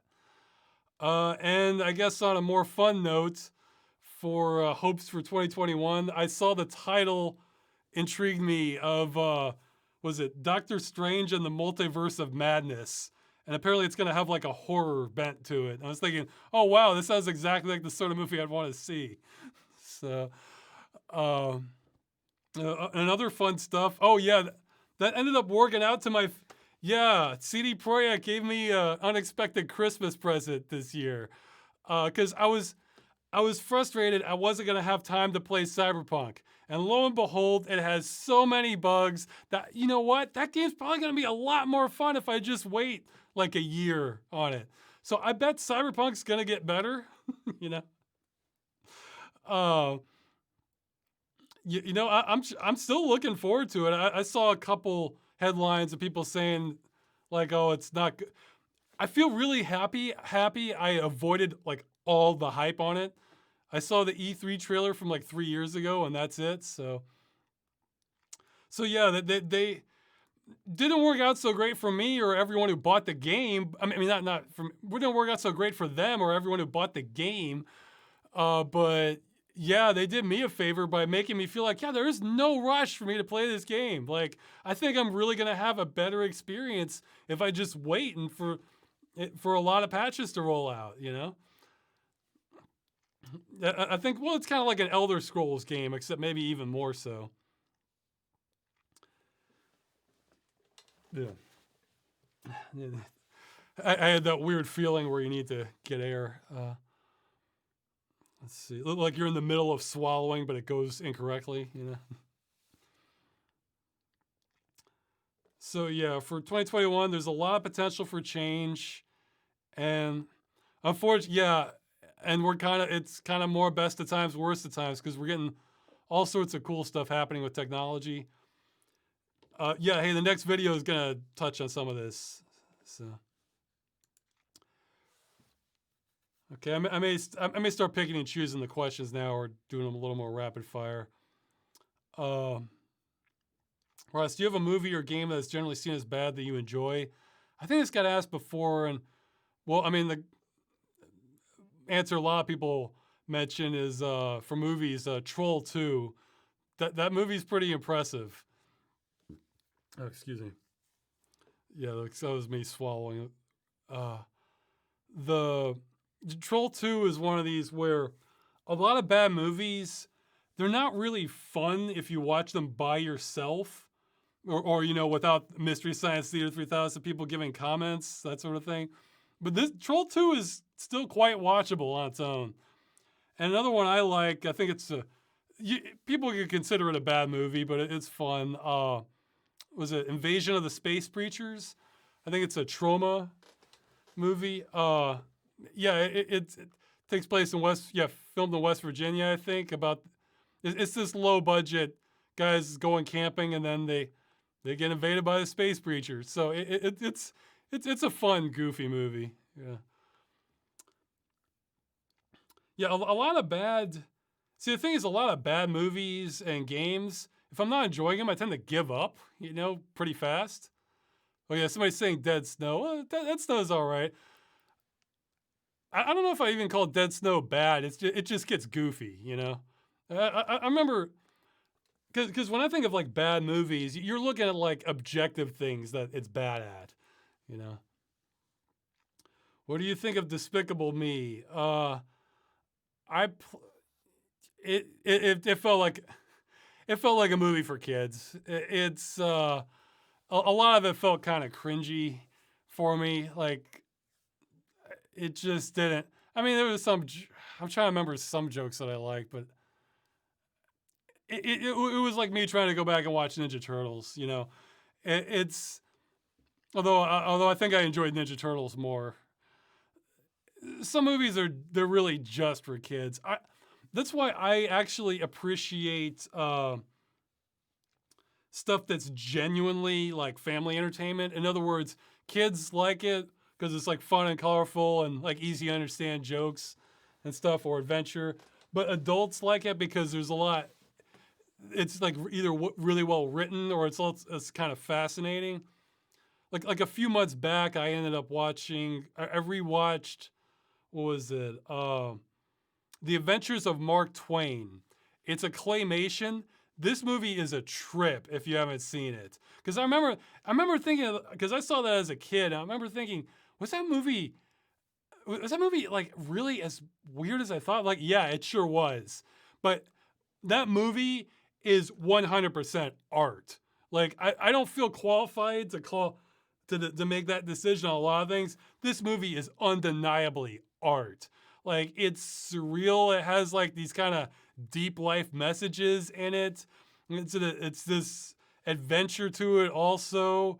The music was great. Parts of it I love.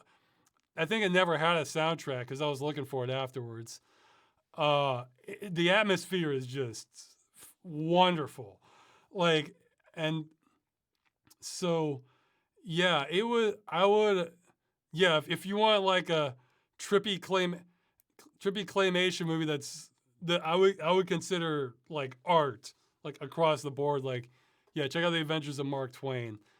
It's oh yeah, it's steampunk. In case you're wondering, so it gets into some fantasy stuff for sure.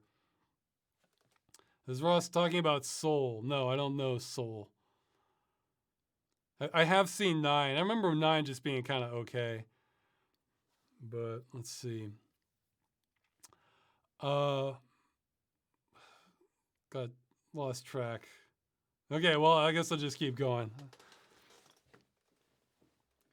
Oh yeah, this is a good question. When did every episode of Game Dungeon become a beginning to end playthrough?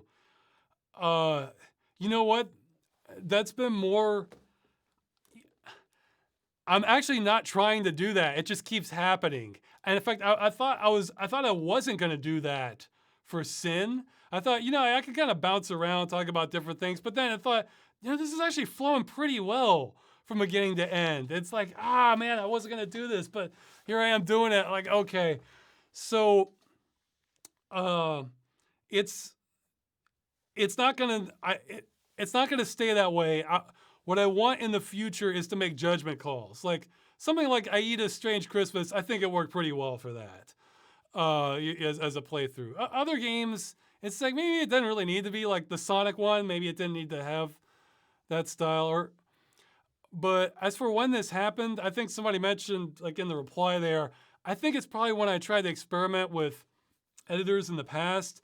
And I did the Legend of Kyrania episode and I cut it off before the ending, and a lot of people wanted the ending. So I think that kind of drilled it into me. But now I kind of want to get the lengths down the same levels. So I'm going to use my discretion, but even then, it's never going to be like a beginning to end full playthrough. I'm just going to cut parts that I feel like this doesn't really add anything. Oh yeah, and there's a difference between what I plan on doing soon with editors versus what I did in the past. In the past, I was trying to get some episodes I thought, well, they weren't really top shelf ideas, but I thought they'd be okay. And I was taking a much more hands-on approach with the editing. Like I was still kind of micromanaging it more.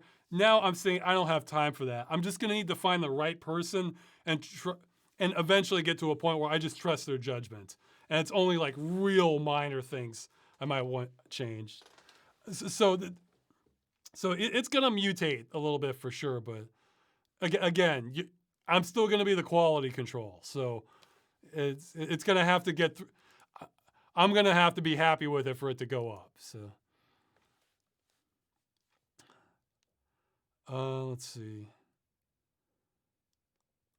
So yeah, so yeah, because they get so long and it might get like tedious if I'm just going through the whole game. So I'll see. I do like being able to show endings. I'd excuse me. I'd say if it's a game people know better, then I may not go to the end. Well, hey, the next one I wanted to.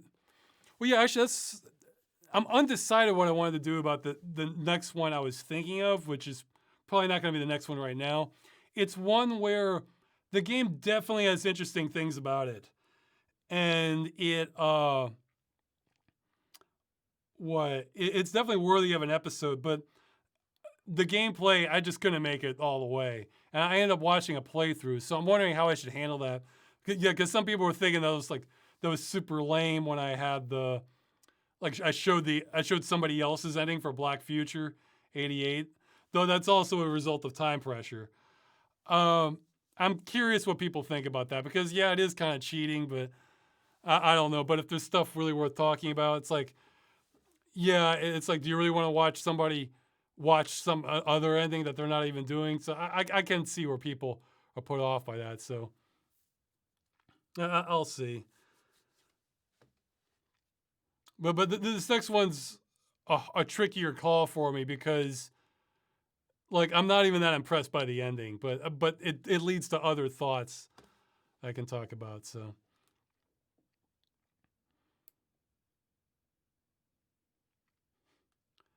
game playthroughs sometimes have to be explained. Yeah, I think that might be a good metric for it, where if I'm showing the ending and I didn't get to it myself, I should have really good reasons I'm doing that, and it's gonna lead to like a lot of other stuff. So people seemed okay with like for example, people seemed okay with my Ninja Turtles insert. I almost thought about doing that as a separate video, but I thought, you know what? I feel like Sin really has that vibe as Ninja Turtles. It's just more, it's just a lot bloodier. So uh, I felt like it was a good place to insert it.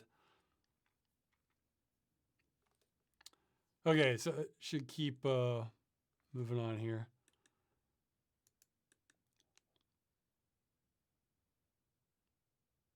Let's see, I'm scrolling down.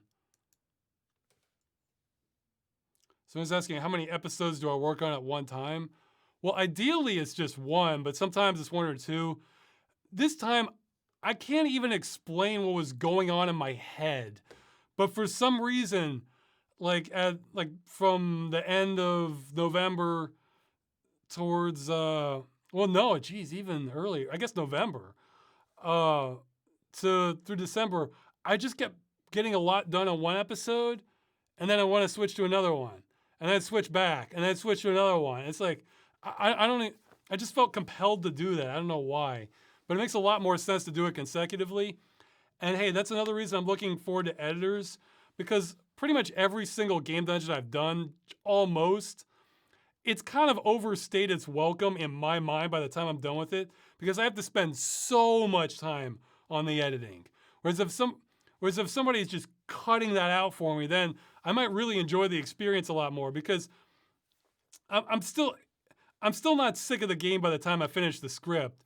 I'm kind of sick of the game usually, not always. I still rarely it's not like this by the time I'm done editing, because then that takes forever. So I think it might really increase the quality.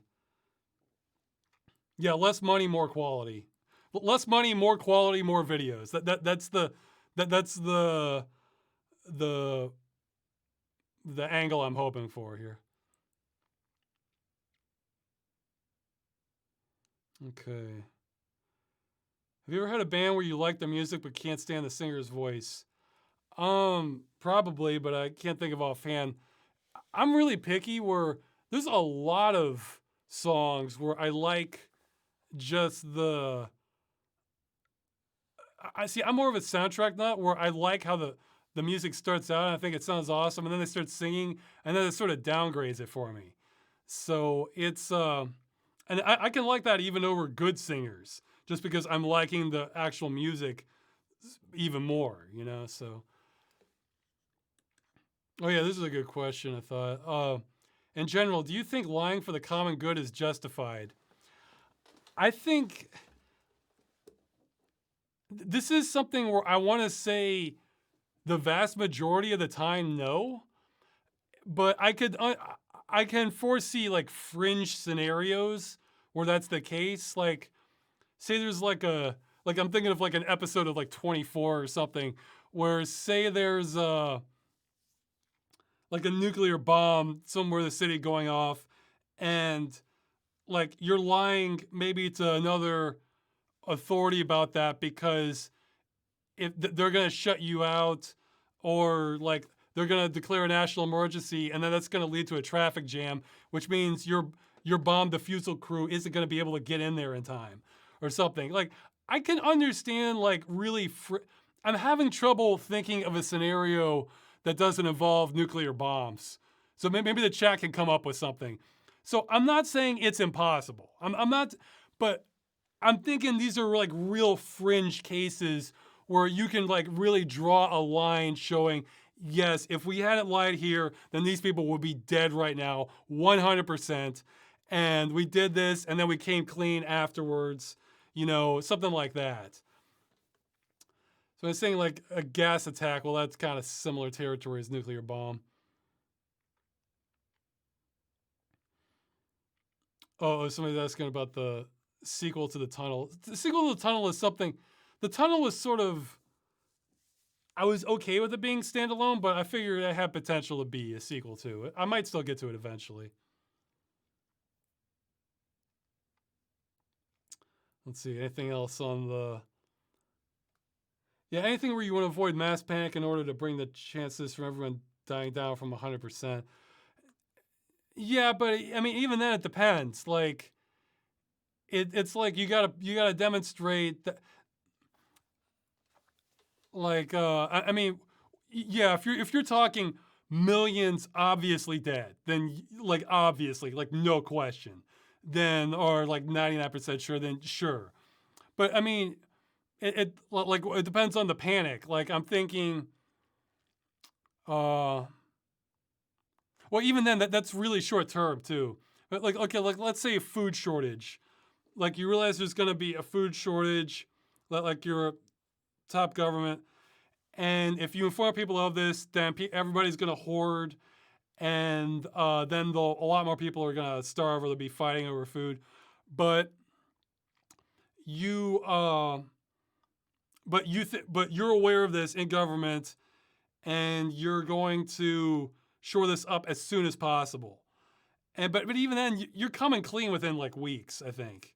You know, I don't know. You need to draw like a really clear line, I think.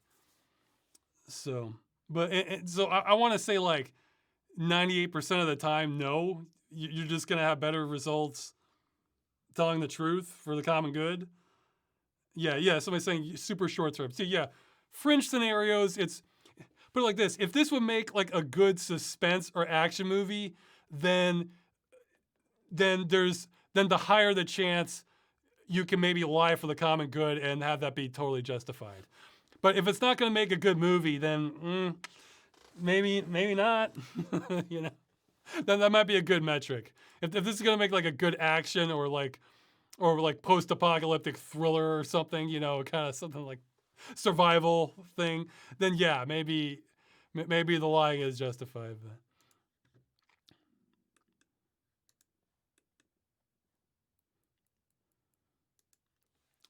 Okay,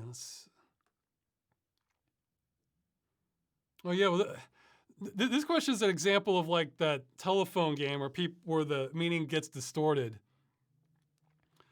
Uh, what the Somebody's saying, Ross, you said a big reason why you don't lift weights is because of the strain taking them in and out of storage. No, I do lift weights. In fact, until the last week and a half where I've been neglecting even my exercise to get these to get these videos finished, I was lifting weights every day. The thing is, I stop at a point where I feel like I probably could lift more, but it starts putting strain on my back. So no, I still lift weights like dumbbells. But so yeah, that was the first misconception. But yeah, I cut my limit off probably shorter than what my arms are capable of. that and they're saying, have you considered using resistance bands instead? I hadn't. I could maybe try that, but that might require a more sophisticated setup too. But again, until I'm ready to go to like much higher stuff. Pull-ups are still pretty good, although that's only certain muscle groups. But yeah, it's yeah. Do you lift at home? Yeah, I just have some dumbbells, and it's not really in and out of storage. They're just against the wall. It's so. But no. So don't get me wrong. Look, unless you're like that glass man from what was it, Unbreakable, or the Bruce Willis and Samuel Jackson movie. Unless you're like that, you can probably lift dumbbells no matter what your fitness level is.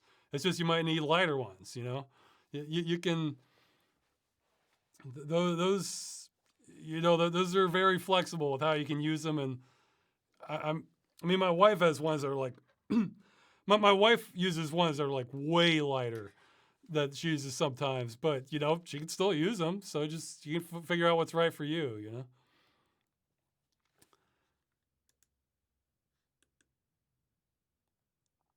Okay.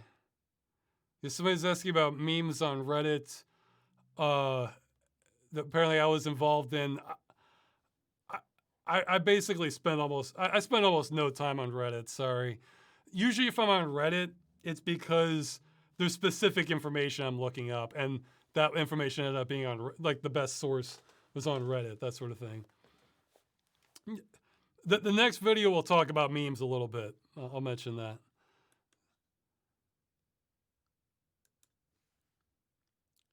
Somebody's saying, when I'm hopelessly wrong about a game, is it because I stopped caring or it wasn't up to my interest or I wanted to go through it as fast as possible? I'm not sure what that means. Like, am I hopelessly wrong about, like, if I just didn't understand the game? Like, which game dungeon was I just completely wrong on? I mean, I made mistakes. Like I'm thinking like in Deus Ex, I was completely wrong on like when you tranquilize the men in black, that I thought they exploded. I just made a dumb assumption. But that was just like one element of the whole game. Hellgate London, sort of. Like, I feel like I wasn't completely wrong on it, hopelessly wrong. It's more, I just underestimated it. Like, I knew a lot of the bad and good stuff was in there. I just didn't remember just how bad it and grindy it got. So that's more like I was wrong about the scale, I think. What's your favorite third-person open-world mission GTA-like game? I don't know. That's a good question. I feel like my favorite one might be coming up. I mean, there's a lot I haven't played. But ones I've played. I'll think about that. What people are suggesting. Oh, people are saying Wolfenstein. I don't think I was completely wrong on Wolfenstein. It just wasn't igniting that spark for me. I don't know.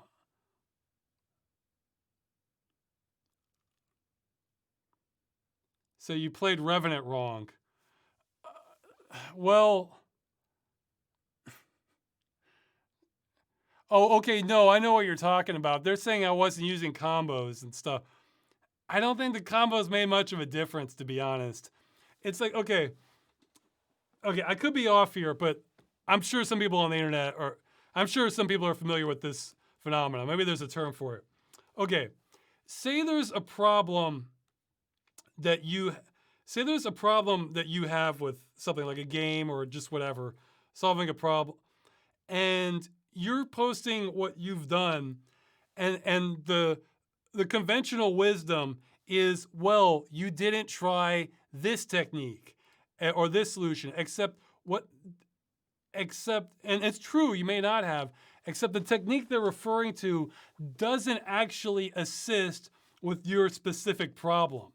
Like, I'm trying to think of an analogy here. Okay, let's say with the weights, this isn't a great analogy. There's some that are like much more on point. Uh, yeah, somebody just said what they don't understand. Okay, so oh man, I'm trying. I gotta think of like a real example of this. Like, geez, this happened to me just recently. Oh, okay, good. I got one. Somebody was saying in the comments that they thought the sin weirdness of the motion was probably because I had the frame rate uncapped. Except I did not have the frame rate uncapped. I had VSync on, and I have a 60 hertz refresh straight monitor. So what? So that was not the problem. Now there could be other elements to that, but they're making it so they have. And you know what? I'm sure there are plenty of games where if you don't cap the frame rate, that does create problems. So they gave me good advice, but not for this particular situation. And they're assuming that's my problem. So that's what I mean. So there's probably a term for that. So I think Revenant was more in that territory where it's true I wasn't using the combos, but I don't think the combos were really cutting it. You know, I mean, the healing still felt just. The combos helped in some scenarios, but then the pacing just still fell off. So he's saying, I think people don't understand subjective opinions. Well, yeah, it does seem like some people are like that. What is your opinion on Total War? I'm sort of jumping back and forth between the chat and the submitted ones. I still need to play them. I'm going to play Total War Warhammer at some point. I think they have a high learning curve. Yeah, somebody's saying that sounds like Stack Overflow. How do I do A? Well, you do B. Well, what I want to do is A, not B, and then nobody does A, everyone does B. Yeah, I've run into that definitely with a lot of computer problems.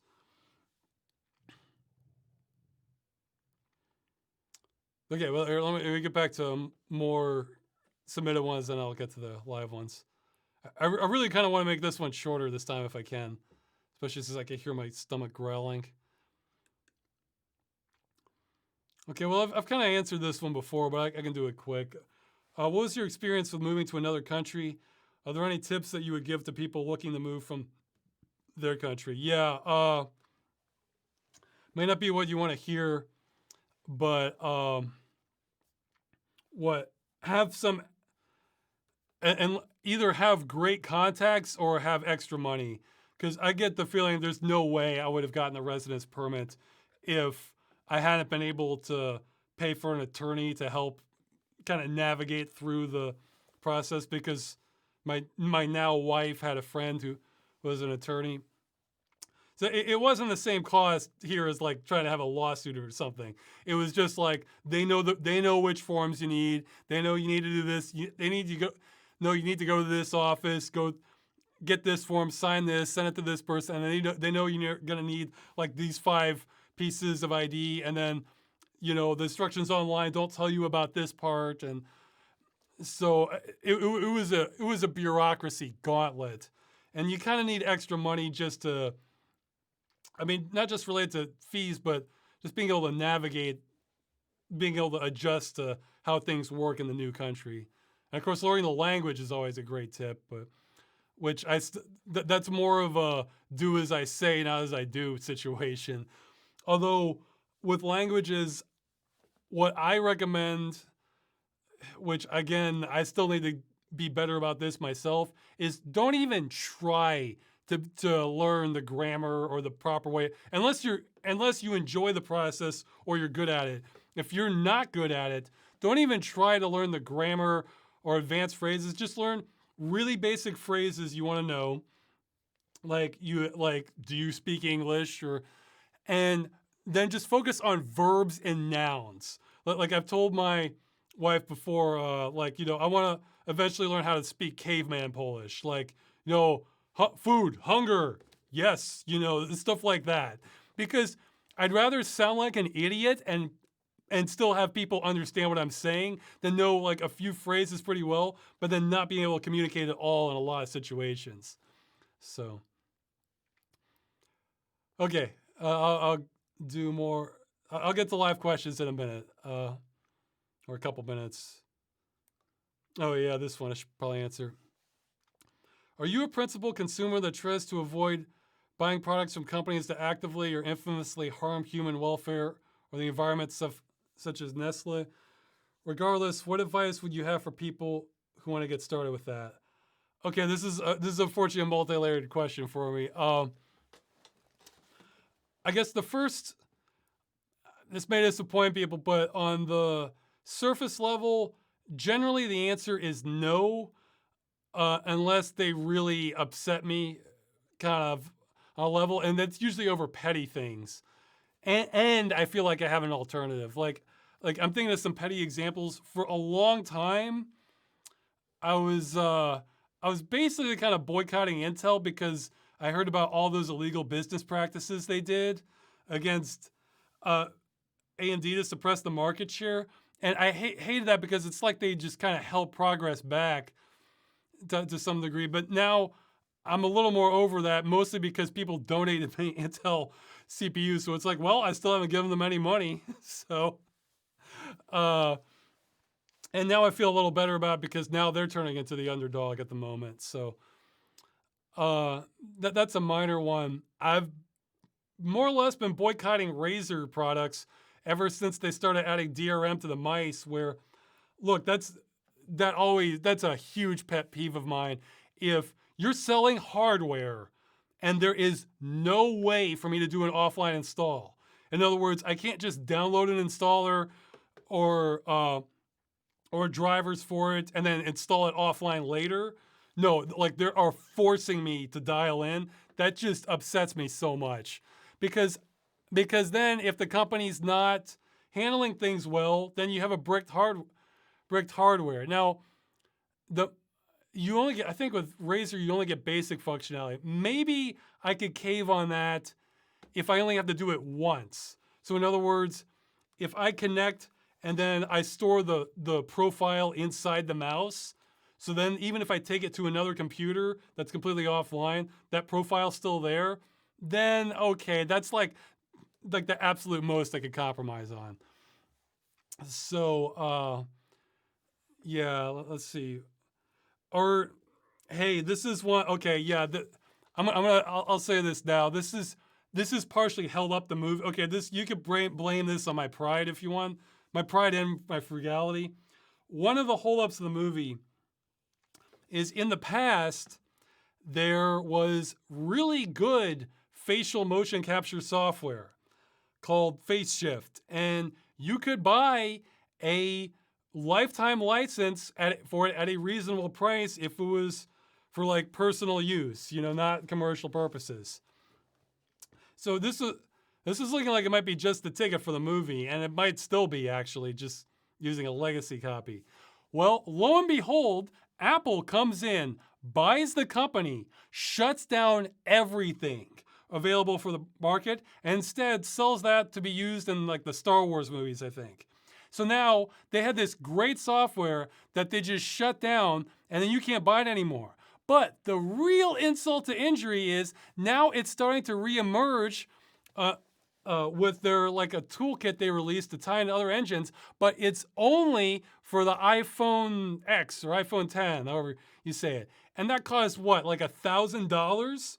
So in other words, so they're trying to sell it back to me at about $1,000 from them. Like that just, to me, that's like spitting in my soup almost. Like I just want to punch somebody like that. That just gets under my skin so much.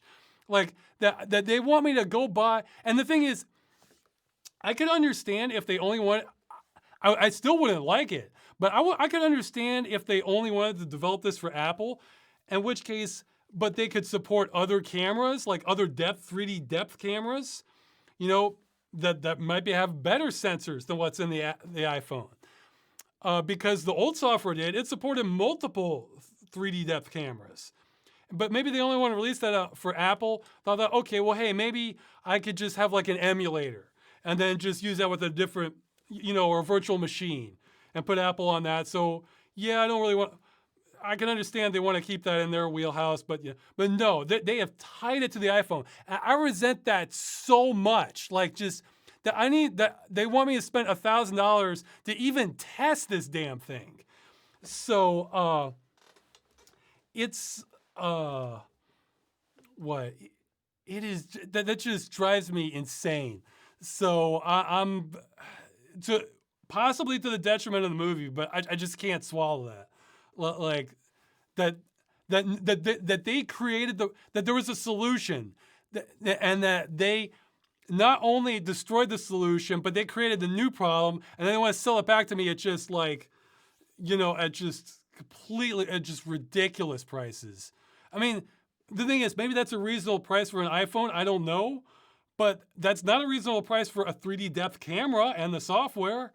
So it's just that just upsets me too much. But okay, so that's those are some examples of things I can think of that I boycott. But I can admit it is petty.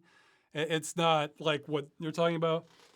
And okay, so I guess the more serious answer for this, you're probably not going to like what I have to say. My outlook on being a principled consumer about this is that I see this as the equivalent of like buying pardons in the Middle Ages. For those that don't know, like in the Middle Ages, the church dominated a lot of culture, like in Europe. And what they would have, but it kind of gradually got more and more corrupt. And at one point, they would sell pardons, which means that you could purchase, you could purchase these from the church, and they're essentially like a get out of jail free card for sin. So, like, let's say somebody wanted to go like sleep with a hooker, or maybe they wanted to drink on a religious holiday. Well, if they bought a pardon from the sin, then the church would consider them absolved in the eyes of God because of the donation to the church. Whereas, pretty sure universally people are going to agree that's not how spirituality works. We're yeah, buy your sin away. Indulgence. Oh yeah, maybe these are indulgences. I might be getting the terms wrong, but you get the concept. And I feel like being like a conscientious consumer is very similar to that, because it's not that the thing is, I think the only way, okay, well it depends. There's a multi-layered thing here. Like, okay, let's go with environment. I'm talking about environmental damage. Let's say you buy a company that claims to be like environmentally friendly, but then, then they import some of their supplies. Well, what if the company, what if the people transport, okay, let's say they import it from a farm that they're pretty environmentally friendly too. Okay, what about the people transporting that? What if they're just dumping crap into the ocean on the way in barges? Or what if I think once you get to like a higher level of development, for that you need, not development, develop products. But point is, microprocessors are different from like oranges. You need way more layers of infrastructure and development in order to make something like that. Well, if you're buying it from like electronics, well, how do you know the company you're buying it from isn't dumping like toxins into the water to create this? And if you don't know that, or if you only know it for so many chains, then you're not really changing things. You're just within your microcosm, you're running things okay, but you're supporting companies that are doing bad things. Good example is, a big, like sort of a macro example of this is like I've heard like a lot of criticisms of China over pollution, and that's true. They have horrific pollution in many parts of China. However, when this criticism is coming from the U.S. And we also have deals that we have exported a lot of our manufacturing to China. Well, they're basically doing our dirty work. So it's like there's no good guys, you know. And I feel like that's kind of how a lot of these companies are. I feel like the only way you can say you are environmentally friendly with a straight face is if you're basically living like an Amish person. I mean, where you're so the waste you're producing is all like nature friendly pretty much if it's handled properly. You're making your own stuff, your pollution's in check, that sort of thing. But even then, I don't think you could have our level of civilization and develop products today operating like that at the scale we have. So it's like, okay, well maybe this Amish family can make, like jam or something, and they are totally kosher environmentally. Well, we can't do that on a level to feed everyone at that level. So then it starts breaking down. It's kind of like a feel good thing. Now that said, there are different. So it's saying it's like hiring a hitman and then berating him for being a murderer. Maybe I'd have to think about if the logic connects exactly, but it is. It's like you're kind of clean within your own zone, but then you're supporting things that are not clean in that way. The worker rights is a little different because you really can have institutions that they treat all the employees well. But even then, you kind of have to follow the chain. I think if you follow the chain for everything a lot of these companies do, eventually you get to the point where they're treating the workers terribly. Just so you know, this isn't like a holier than thou thing. I mean, I'm just as guilty at this. I use computer parts. I enjoy doing that. I'm sure I don't know the details of how all those are made. I'm sure a lot of them probably have pretty bad pollution to them. Don't think I'm defending this. It's just that in order to tackle this problem, you got to go at it with both eyes open. Hey, I bet a lot of people, me and people watching this, do you know exactly how your shoes were made? A lot of shoes use sweatshop labor. Like, I think you almost have to go out of your way to not have shoes that don't sweatshop labor. Or maybe this t-shirt I'm wearing. I don't know. So again, I'm not defending this at all, but it's like I said in the GY video, none are without sin, that. So in order to approach that honestly, you gotta look at that in that way. I feel like there's one other point I was gonna make on this, but yeah. So I'm afraid you need much deeper systemic. Oh, that was yes. As far as how you treat workers, my favorite real world example of this is I think a couple of years ago, the CEO of Whole Foods was like one of the most vocal. He may not be the biggest proponent, but he's one of the most vocal proponents, I think, of what he called capitalism with a conscience. Yeah. This is the other layer to this. And so the idea being that he was going to treat his workers well, have reasonable hours, sick leave, pay, that sort of thing. I don't know the details and all of it, but I have to assume he was doing something right. Not 1 year after I read about that, he went and sold Whole Foods to Amazon for, I think it was $13 billion. So, okay, so that's what capitalism with a conscience means. You run things above average until you can sell out to Amazon. And yeah, Amazon, oh yeah, they treat their workers just great, right? So, but see, that gets to the other problem with this.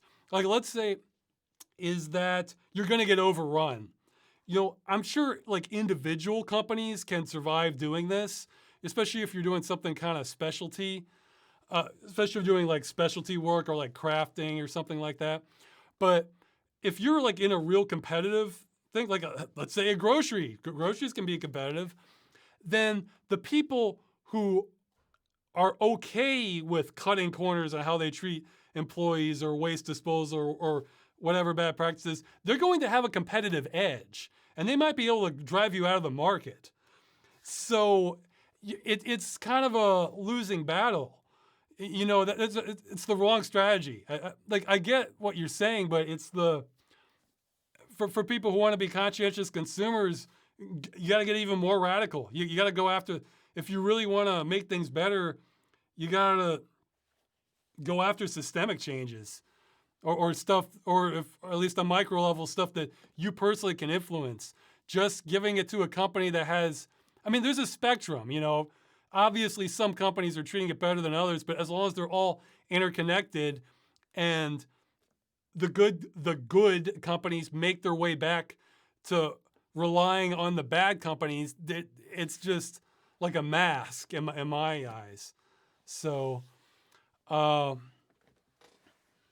it's.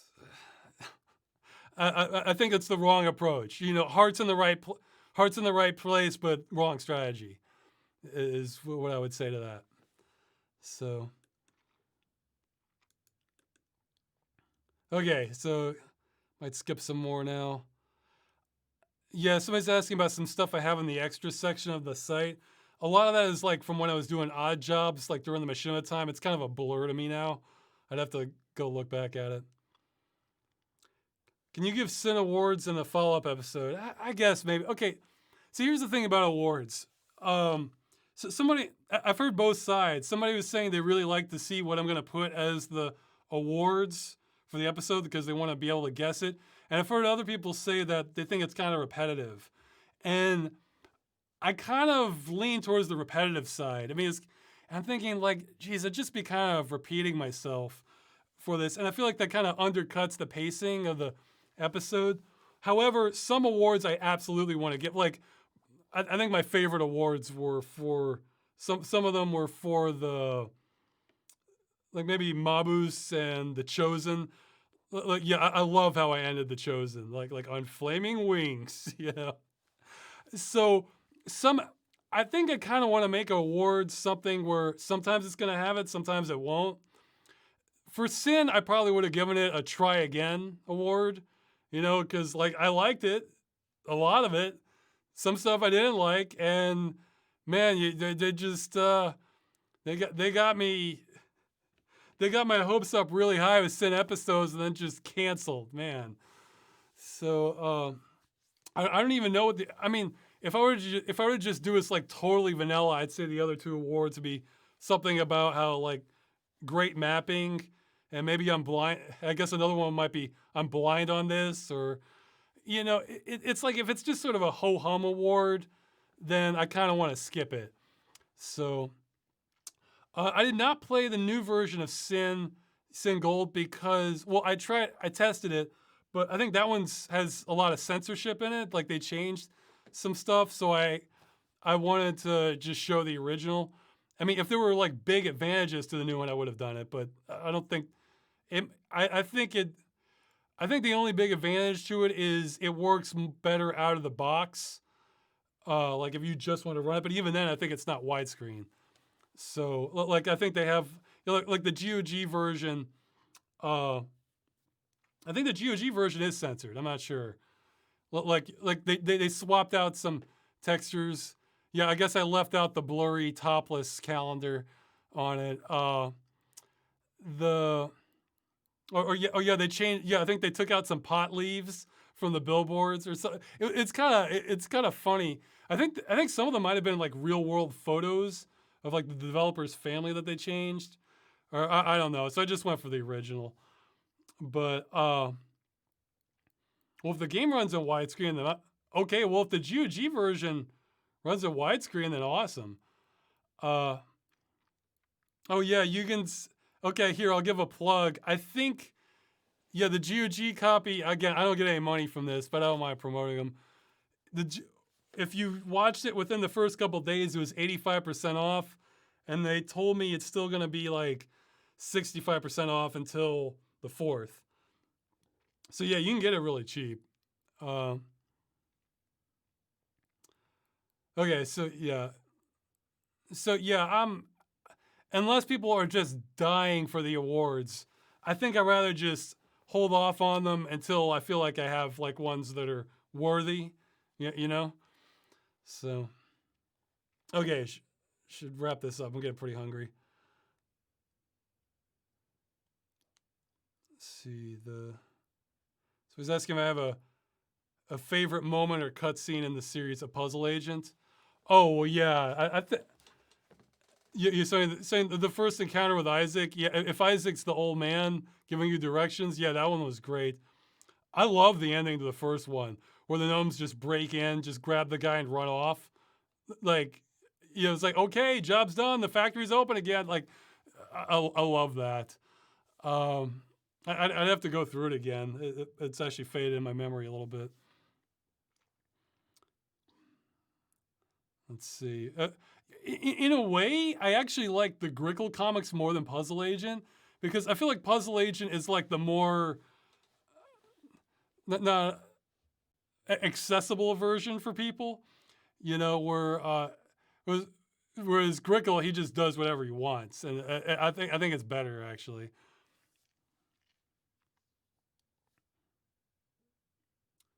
Okay. Answer this.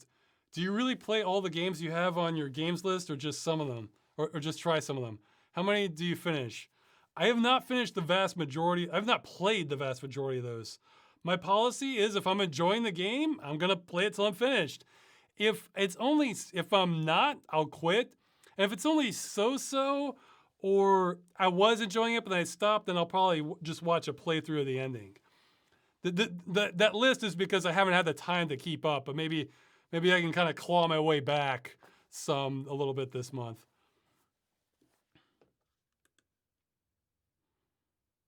Okay, I'm skipping some more questions. Sorry, they're asking how Freeman's mind has changed in scope and vision. I don't even know. So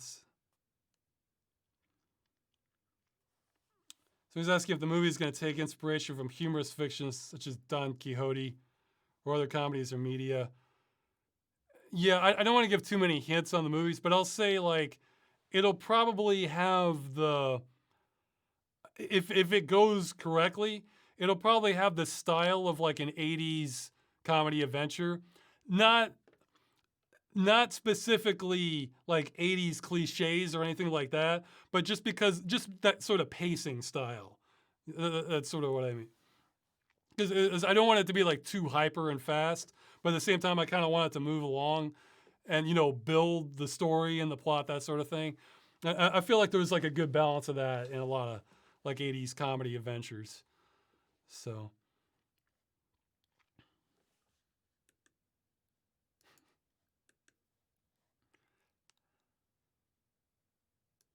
Let's see.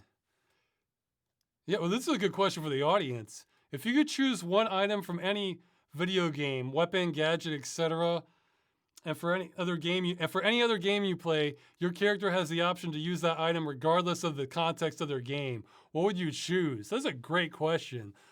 I unfortunately saw that one a little late. The best I came up with, but I feel like we can do better. This is kind of how I felt about the UI. It's like, was like the dagger from the Prince of Persia: Sands of Time. That being able to just rewind in any game, that could have a lot of utility. Although that wouldn't be the best because that has limited charges, and you're not going to be refilling your dagger with sand anytime soon in other games. So, okay, a lot of people are saying the portal gun.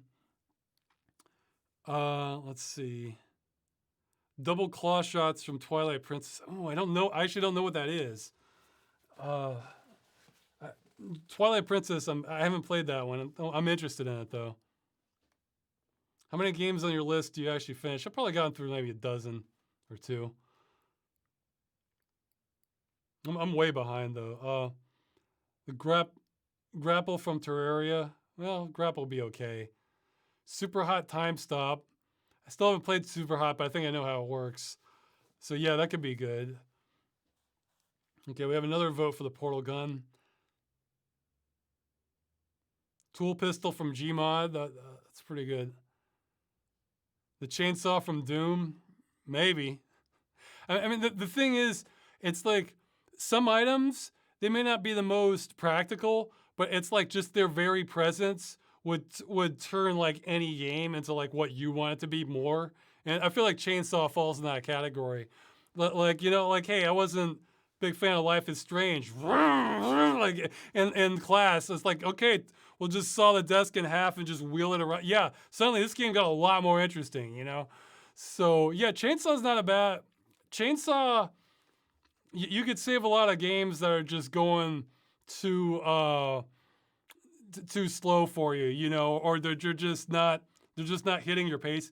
It's not that every game needs a chainsaw, but chainsaw could save a lot of games that I wouldn't play otherwise.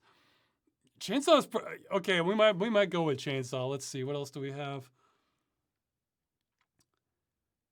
Shikai Slate from Breath of the Wild. Again, I haven't played it. Sorry, I'm afraid I don't know all these special. I played Ocarina of Time, but let's see.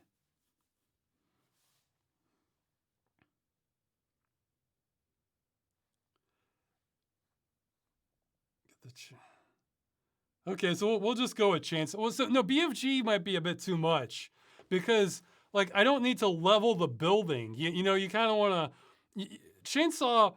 It's gonna. You don't even need a chainsaw in every game, but it's like for the kind of games that I'm not enjoying, I feel like the chainsaw could solve everything. You know, I mean, you don't have to kill him. I just like just scare the hell out of everyone. It's or just tear apart everything and. Yeah, okay, so I think we'll go with Chainsaw because it's like for the games that yeah, I wouldn't even want it in plenty of games. Like I wouldn't need a chainsaw. That wouldn't do anything for me in Subnautica. But well, actually, no, it might. I could if you could get the sucker running underwater, like pipe the exhaust into your boat or something. Then yeah, you could do a lot with the chainsaw in that game. Yeah, we'll go with chainsaw. I think that's. It's not the obvious answer, but it starts making more sense the more I think about it. So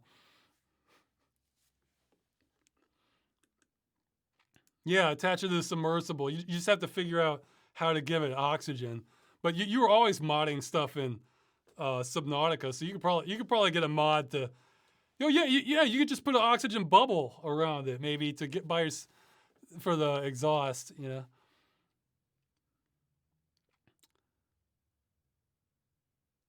Okay. Um.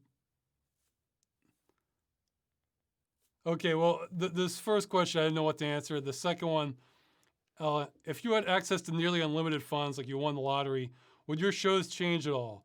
Would you focus on more different games topics? Yeah, I'm afraid they would. I think what would happen would be I would try to wind down Game Dungeon. I don't think I'd stop it immediately, or else maybe outsource even more. I mean, I'd still do. It's hard to. It's not that I wouldn't want to do Game Dungeon. I think I could do even better stuff. Freeman's Mind. I feel kind of conscripted on that. I feel like, but I might toy with the option of giving everyone who donated because of Freeman's Mind a full refund if I were to end it.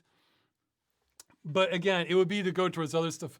I would want to make more stuff like Civil Protection or the movie or maybe a whole separate side series. Stuff with like an original plot, characters that's kind of animated, stuff like that. So I think that's what I would do with limited funds. So just, to me, I feel like I'd be kind of living up to my potential more. I sort of feel like I'm not, I'm afraid, doing the existing videos. So. But, at the same time, I like being able to eat and have a roof over my head. So.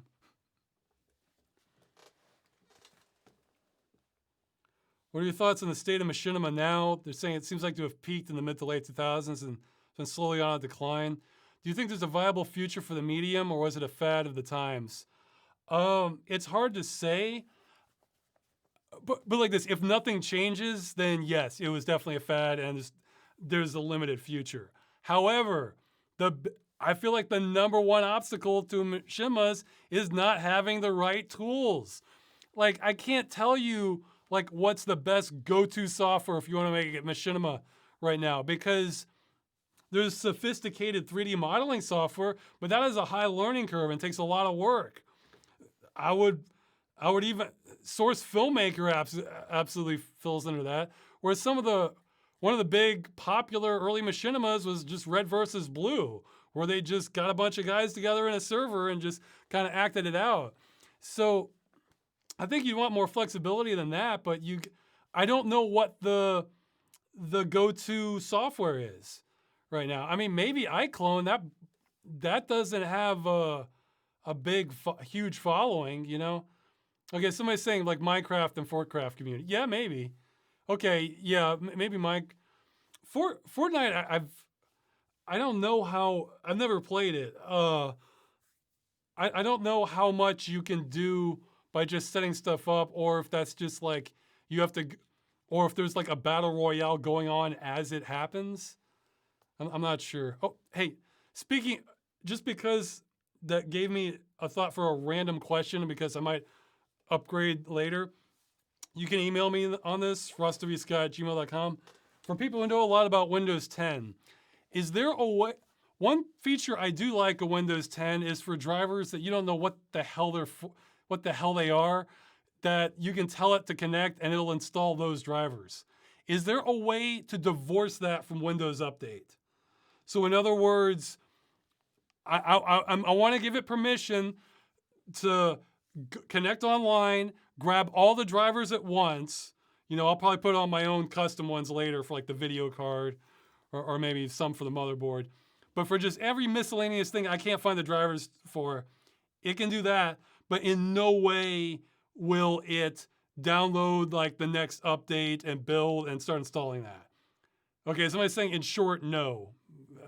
Maybe they're referring to, they're saying Fortnite has a creative mode. So I'm curious about that, and it sounds super insecure to allow that. Well, not really. I mean, it wouldn't be insecure. You'd still have to give it permission to connect to Microsoft's servers, you know? Oh, okay. Someone named Developer 112 says, no, Windows will never let you do that. Okay, I can believe that. Well, somebody says, yes, it's possible. Well, feel free to email me if you know how to do it, because you don't want to rely on Windows drivers for everything, but in some cases, they're probably the better option, you know? Like if you have a weird motherboard and like you install the motherboard drivers, but there's still weird undetected USB things that, you know, they're not peripherals. That's just, or you're not even sure what it's detecting, you know? Okay, so it's just random. A few more questions and I'll take live stuff. Let's see. I have not considered doing videos about game companies. This may disappoint you, but I'm not really a game historian. I'm a game enthusiast, you know. I want to, like what comes close to the mentality I'm in, it would be like in the Cave Story episode where it's just like, I'm sort of imagining myself as like this stereotypical like professor going and exploring a jungle or something, you know, like, oh, let's see what we can find, and then just getting into like having some sort of adventure, you know, either something's weird or you almost get killed or just find fascinating things. That's sort of the mentality I want for Game Dungeon. And like, in order for me to cover a company, it would just have to be so much drama or insanity that the company itself becomes the entertainment. You know, so it's not impossible, but I kind of want to make Game Dungeon a little bit more of an adventure or an experience, you know. There's people who would run circles around me if I was even trying on like game history stuff. So that's not really, I gravitate more towards the fun stuff, I guess, rather than the educational, but. Oh yeah, a million people are asking me this, and I'm sure they're going to keep asking me this to the point where I'm going to put this in a Game Dungeon follow-up, but I'll mention anyway. Everybody keeps asking me about Kenshi, saying it's like sort of a Dungeon Siege spiritual successor. I'm sure the game has a lot going for it, but I have to get into the atmosphere of a game, and I haven't liked every screenshot I've seen of it. it all looks like wasteland or desert or just, shanty towns in the desert, and it's like, my anti-desert bias is real. So the atmosphere just wasn't roping me in. It's not about fidelity because I love Dungeon Siege, and that is beautiful art direction. But it's like I just kind of need to like the atmosphere. If this was back in the 90s and there were only 2 other games I had at the time or something, then yeah, I might take the plunge and play it. But it's like I have so many cool games to pick from. So, any chance to do a Star Trek game dungeon? Well, check out my Star Trek Apocalypse video. Maybe. There are a few adventure games. I think I played some of like the 25th anniversary one. I don't know. I tend to not be as into movie-based games. Yeah, somebody's asking the solution to this in the GUI video to this old school computer. I don't know. I took a quick glance at it. It looked like something I could solve if I had time to kill. I haven't had time to kill, really. Somebody's saying, do you see vegans as pretentious buffoons? Would you go vegan for any reason like health, environmental, or ethical ones? Okay, well, I think it depends on the person, There's different reasons to go vegan. I think some of the main I know about, well, one, I think there are people out there who they just love animals. Like the thought of like a cow being slaughtered is just like a horror for them. Like that's one of their friends.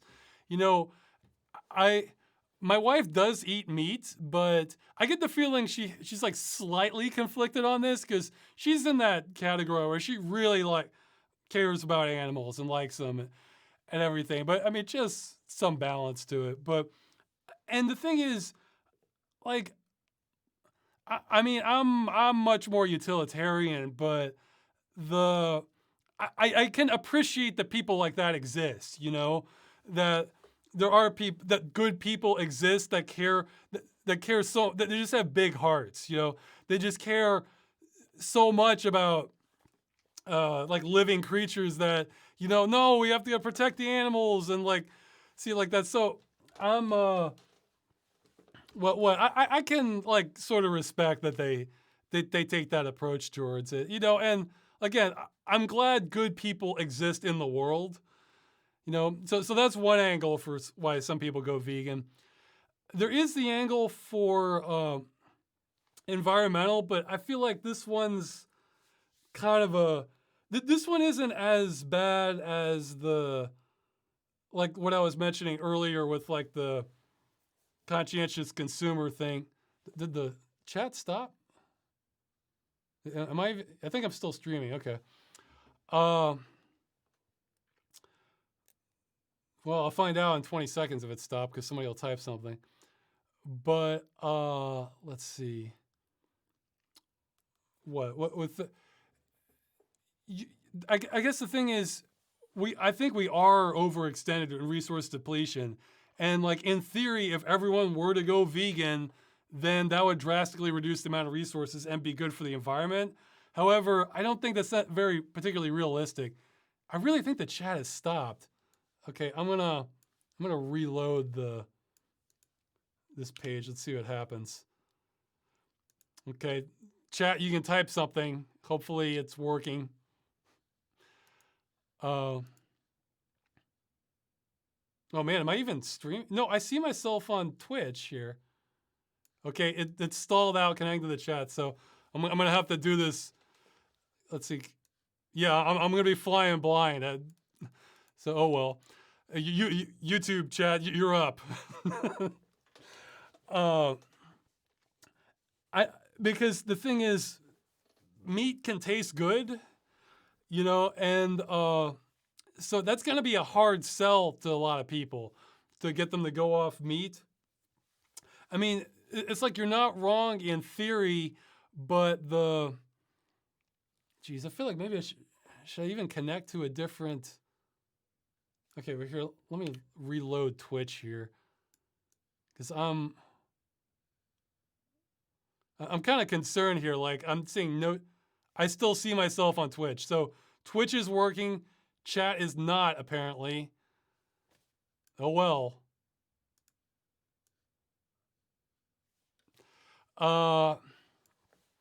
Well, it's being recorded. That's too bad because I'm gonna go to the chat questions. Okay, that's a different window. Let's see, pop out chat. It's just giving me an error. So yeah, this is the updates here. Okay, well I'll finish answering that question. Wow, there may not be live questions this time. I'll try something after I get through the remaining ones. So the what? So I think it works in theory, but I think not in practice. But I can understand why they want to encourage people to go off it. Now, as for health, that one's like that. I think that one cuts both ways because my understanding is if you're going vegan, you really need to know what you're doing with your diet in order to in order to not end up with malnutrition over the long term, or like not have enough protein, that sort of thing. Like I'm pretty sure it's possible. It's just that it's not for casuals, is my understanding. Like you're gonna have some sort of deficiency later. Like you need to, so that. But on the flip side, there's lots of stuff added to a lot of different kinds of meats that you do not want. Like as for me personally, I'm not vegan, but I actually have sort of given up for the most part, like red meat, like pork and beef, ever since I read. There was an article by the American Cancer Association, I think, where they said that it was a probable carcinogen. It has to do with like how it processes, how it digests. Our body sees it almost like an attacker, almost a little bit. I don't know how it works. Like, but I think, but pork was never really my favorite anyway. I like beef, but it was kind of rare that I would eat. Wow, it's a double image there. It was kind of rare that I ate it, but I still eat chicken pretty regularly, turkey if I can get it. On rare occasions when it's available, I've had goose. I enjoy that. So, and plus, if you're going for the sympathy towards animals angle, like I tend to have higher sympathy the more sentient the animal is, or cuddly, Whereas chickens, chickens are not too smart, you know. My wife sends me animal meme videos all the time. She sent me one where this chicken trips and falls into the grass, and then it just falls asleep because it thinks it's night. It happens almost like that. So yeah, I can understand where you can be affectionate towards chickens, but they have like this real glazed, not smart look in their eyes, and they taste delicious. So I'm willing, put it like this, I'm willing to go vegan if like the entire society I'm in is going vegan also, and it's considering a social stigma to still be eating meat. Basically, I'm willing to not be part of the problem, but I don't want to be out there by myself. That's my attitude on going vegan. So, and I think that's probably not going to be happening. I don't want to lead the charge and then the situation never gets better and all I did was just not eat the meat. So in the meantime, I'm gonna eat meat, I'm afraid. So, but yeah, if somebody's being pretentious and holier than thou, like if you want to push back on them, ask them how exactly is this going to lead to it? Assuming there's plenty of people who look. I can understand people who would rather die than give up like steak or something. Steak isn't my favorite, but hey, I like ground beef. It's tasty. I can appreciate people where you are that is like an affront to their lifestyle. Even though that is real resource intensive, I get it. It tastes good, So with millions of people like that in the world, how does them going vegan fix the problem? I mean, I guess it can slow it down infinitesimally, But so yeah, if you want to push back against the holier than thou people, maybe be like that. But okay, so that's enough about vegans. Any more stuff?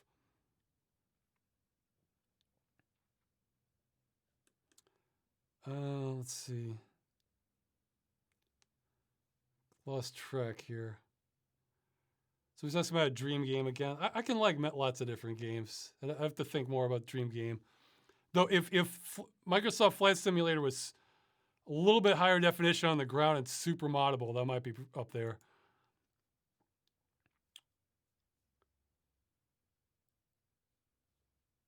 How about a video where you list some of them, like a top 10 of each? Oh wow, I'm really disconnected now. Have I lost internet? Oh wow, I think I've lost internet. Wait, no? Okay, here. I'm gonna stop streaming, but keep recording. Okay, start streaming.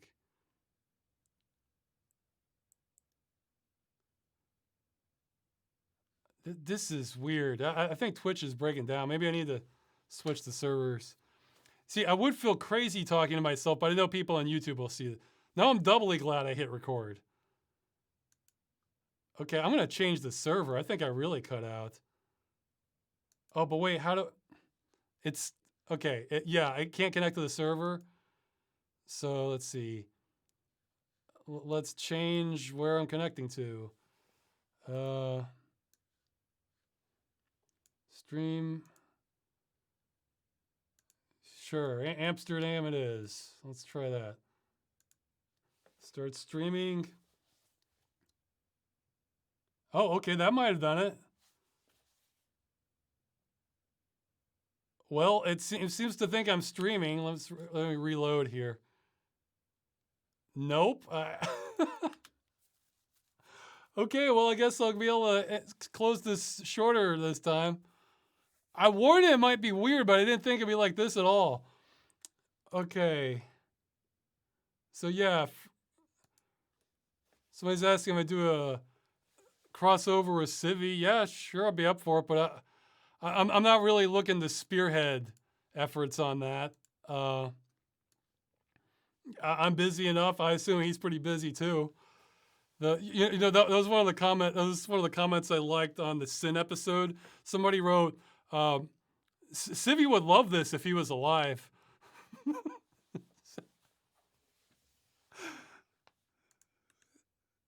Let's see.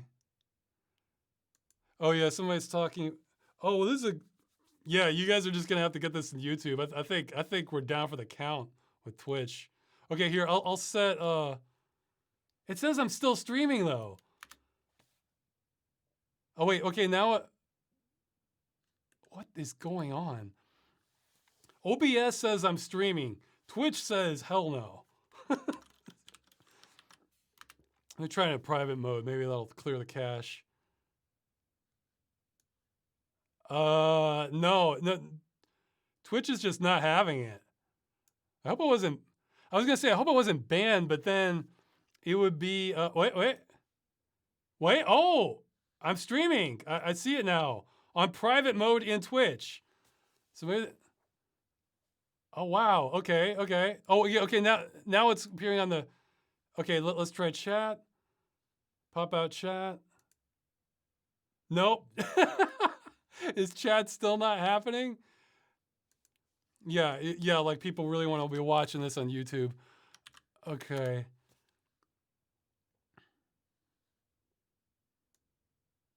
Okay, connecting the chat. Okay, well, I'll just keep talking. They're talking about how this is a great question too. Google Photos has since its release been a free cloud server. Starting June 1st, a new fee will come in place and end years of free online storage. And then they give different pricing schemes. And other stuff will count against storage caps. Do you have a take on this? Should there have been a subscription cost on the start, or has having a free service for several years the best way to sustain future profit for many decades ahead? Well, it's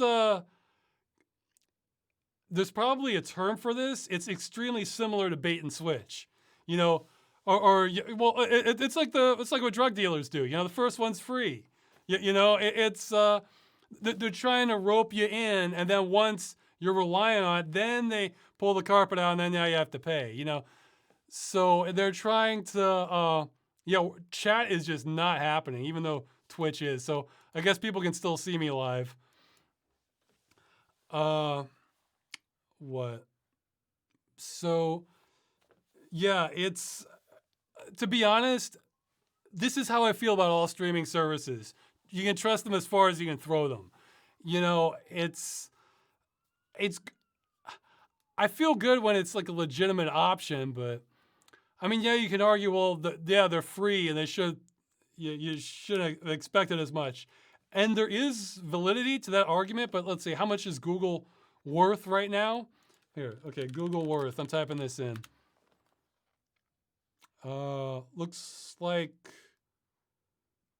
okay, that's just rev. Okay, it was only, okay, it says they just joined the $1 trillion club at the beginning a year ago. So, okay, so they're worth over $1 trillion. I would think they could kind of throw some free stuff your way, that business model is working. But, yeah, hey, maybe they're doing this in anticipation of, I heard there might be antitrust charges against them, which would be great. I'm in favor of like antitrust regulation on just every major company doing bad stuff. So, yeah, I mean, you should have no trust in streaming stuff at all. Like, there can be legitimate uses of it. It's good as an option, but if you want any sort of longevity, no, don't trust it. Okay, let's see. I mean, yeah, it's close enough. Okay, limited items in games. Feels like small parts of the game are being removed. Oh, okay. I'm kind of confused about it, but well, we're down to the low point questions, but it looks like I'm not going to be having live questions anyway. So,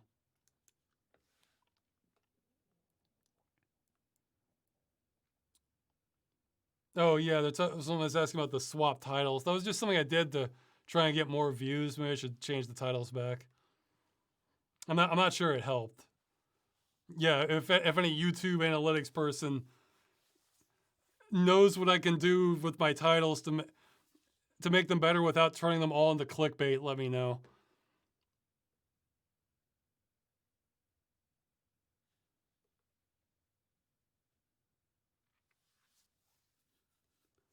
Okay, we have sort of a repeat of questions.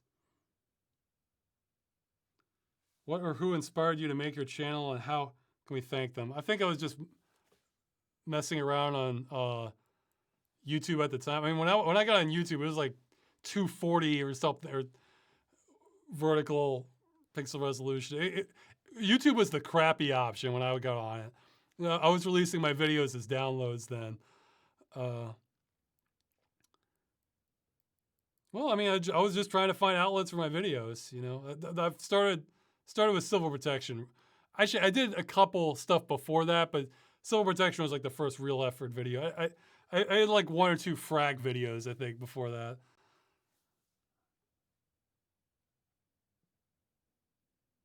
Every few months, it seems like some YouTuber gets exposed for having intimate relationships with their fans. How do you feel stories about like these, considering the relationship you have with your wife?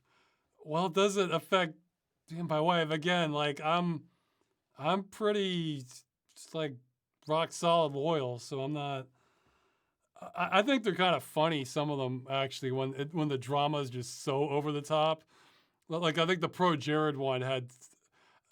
I'm not someone who follows like gossip about different people, and I heard about the Pro Jared one, so.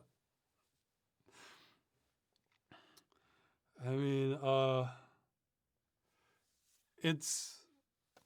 I mean, I guess if everyone's into it, enjoy. But I mean, I tend to be kind of old fashioned on that stuff. I like stability in a relationship and trusting the other person. Hey, I already mentioned envy was probably my worst of the deadly sin. So I want to be able to trust the person. So that means should be able to trust me too. So let's see. Have you tried Into the Breach? It looked cool, but it was turn-based. But I have a free copy from when it was free on Epic, so. Have you watched the Astartes short on YouTube? I think so. It was like that super high-polished Warhammer short, Warhammer 40K short. Yeah, it looked pretty cool. My movie is going to be sort of like the other end of the spectrum of that, where I am not even going to be close to those kinds of graphics, but it's going to be a lot longer, a lot more dialogue, but developed. I think that one was like largely like non-verbal from what I remember, but yeah, it was really good. Well, this is a great place to end it because okay. I'll give chat another refresh, and then I'm bailing on. The didn't like it. I'm still streaming, so maybe people see me, or maybe it's just going to some server and the server's saying no. But yeah, one of the last questions is, have you ever thought about taking a vacation for once? Yeah, and that got negative points on Reddit. So I think that says where people's general thoughts are on this, and the people saying, yeah, Ross, you should take a vacation. Those might be like the outliers, the vocal minority. But I am definitely going to do that this month. Damn the consequences. So I'll say this. When you're working nonstop, or just about nonstop, it hasn't been, put it like this, it hasn't been dev crunch levels, like where because I was taking breaks to, well, yeah, where you're getting like 4 to 6 hours of sleep. You're not going home. You're basically, all your meals are delivered. Like I did take like 5-minute breaks or something like that, but it was like a notch or two below game dev crunch levels. And when you go with that long enough, you stop caring about everything, like everything. It's just like, I don't care. Like, okay, I'm screwed if I don't have this job. Okay, well, I don't care. It's like the problems, but you're just too exhausted. So I'm hoping to kind of replenish this month, and I'll play some games. I'll have more material for the future. So thanks to everyone who's sticking with me. There's more stuff coming. I really wasn't exaggerating about working on stuff for, like, just if I could be forgetting a day or two, but it wasn't much, I'll be very happy to have a couple vacation days. All right, but hey, it's a shame I'm not done with the next video that's coming, because there have been plenty of stuff to discuss in that too. Yeah, check that out. It's gonna be, whoa, I'm getting blurry. Okay. I haven't decided exactly how to title it, but it's gonna be my dream software video. And you may not care about it, but some of you may find this quite interesting. So, all right. See you next time. Yeah, I get to go eat. Hooray.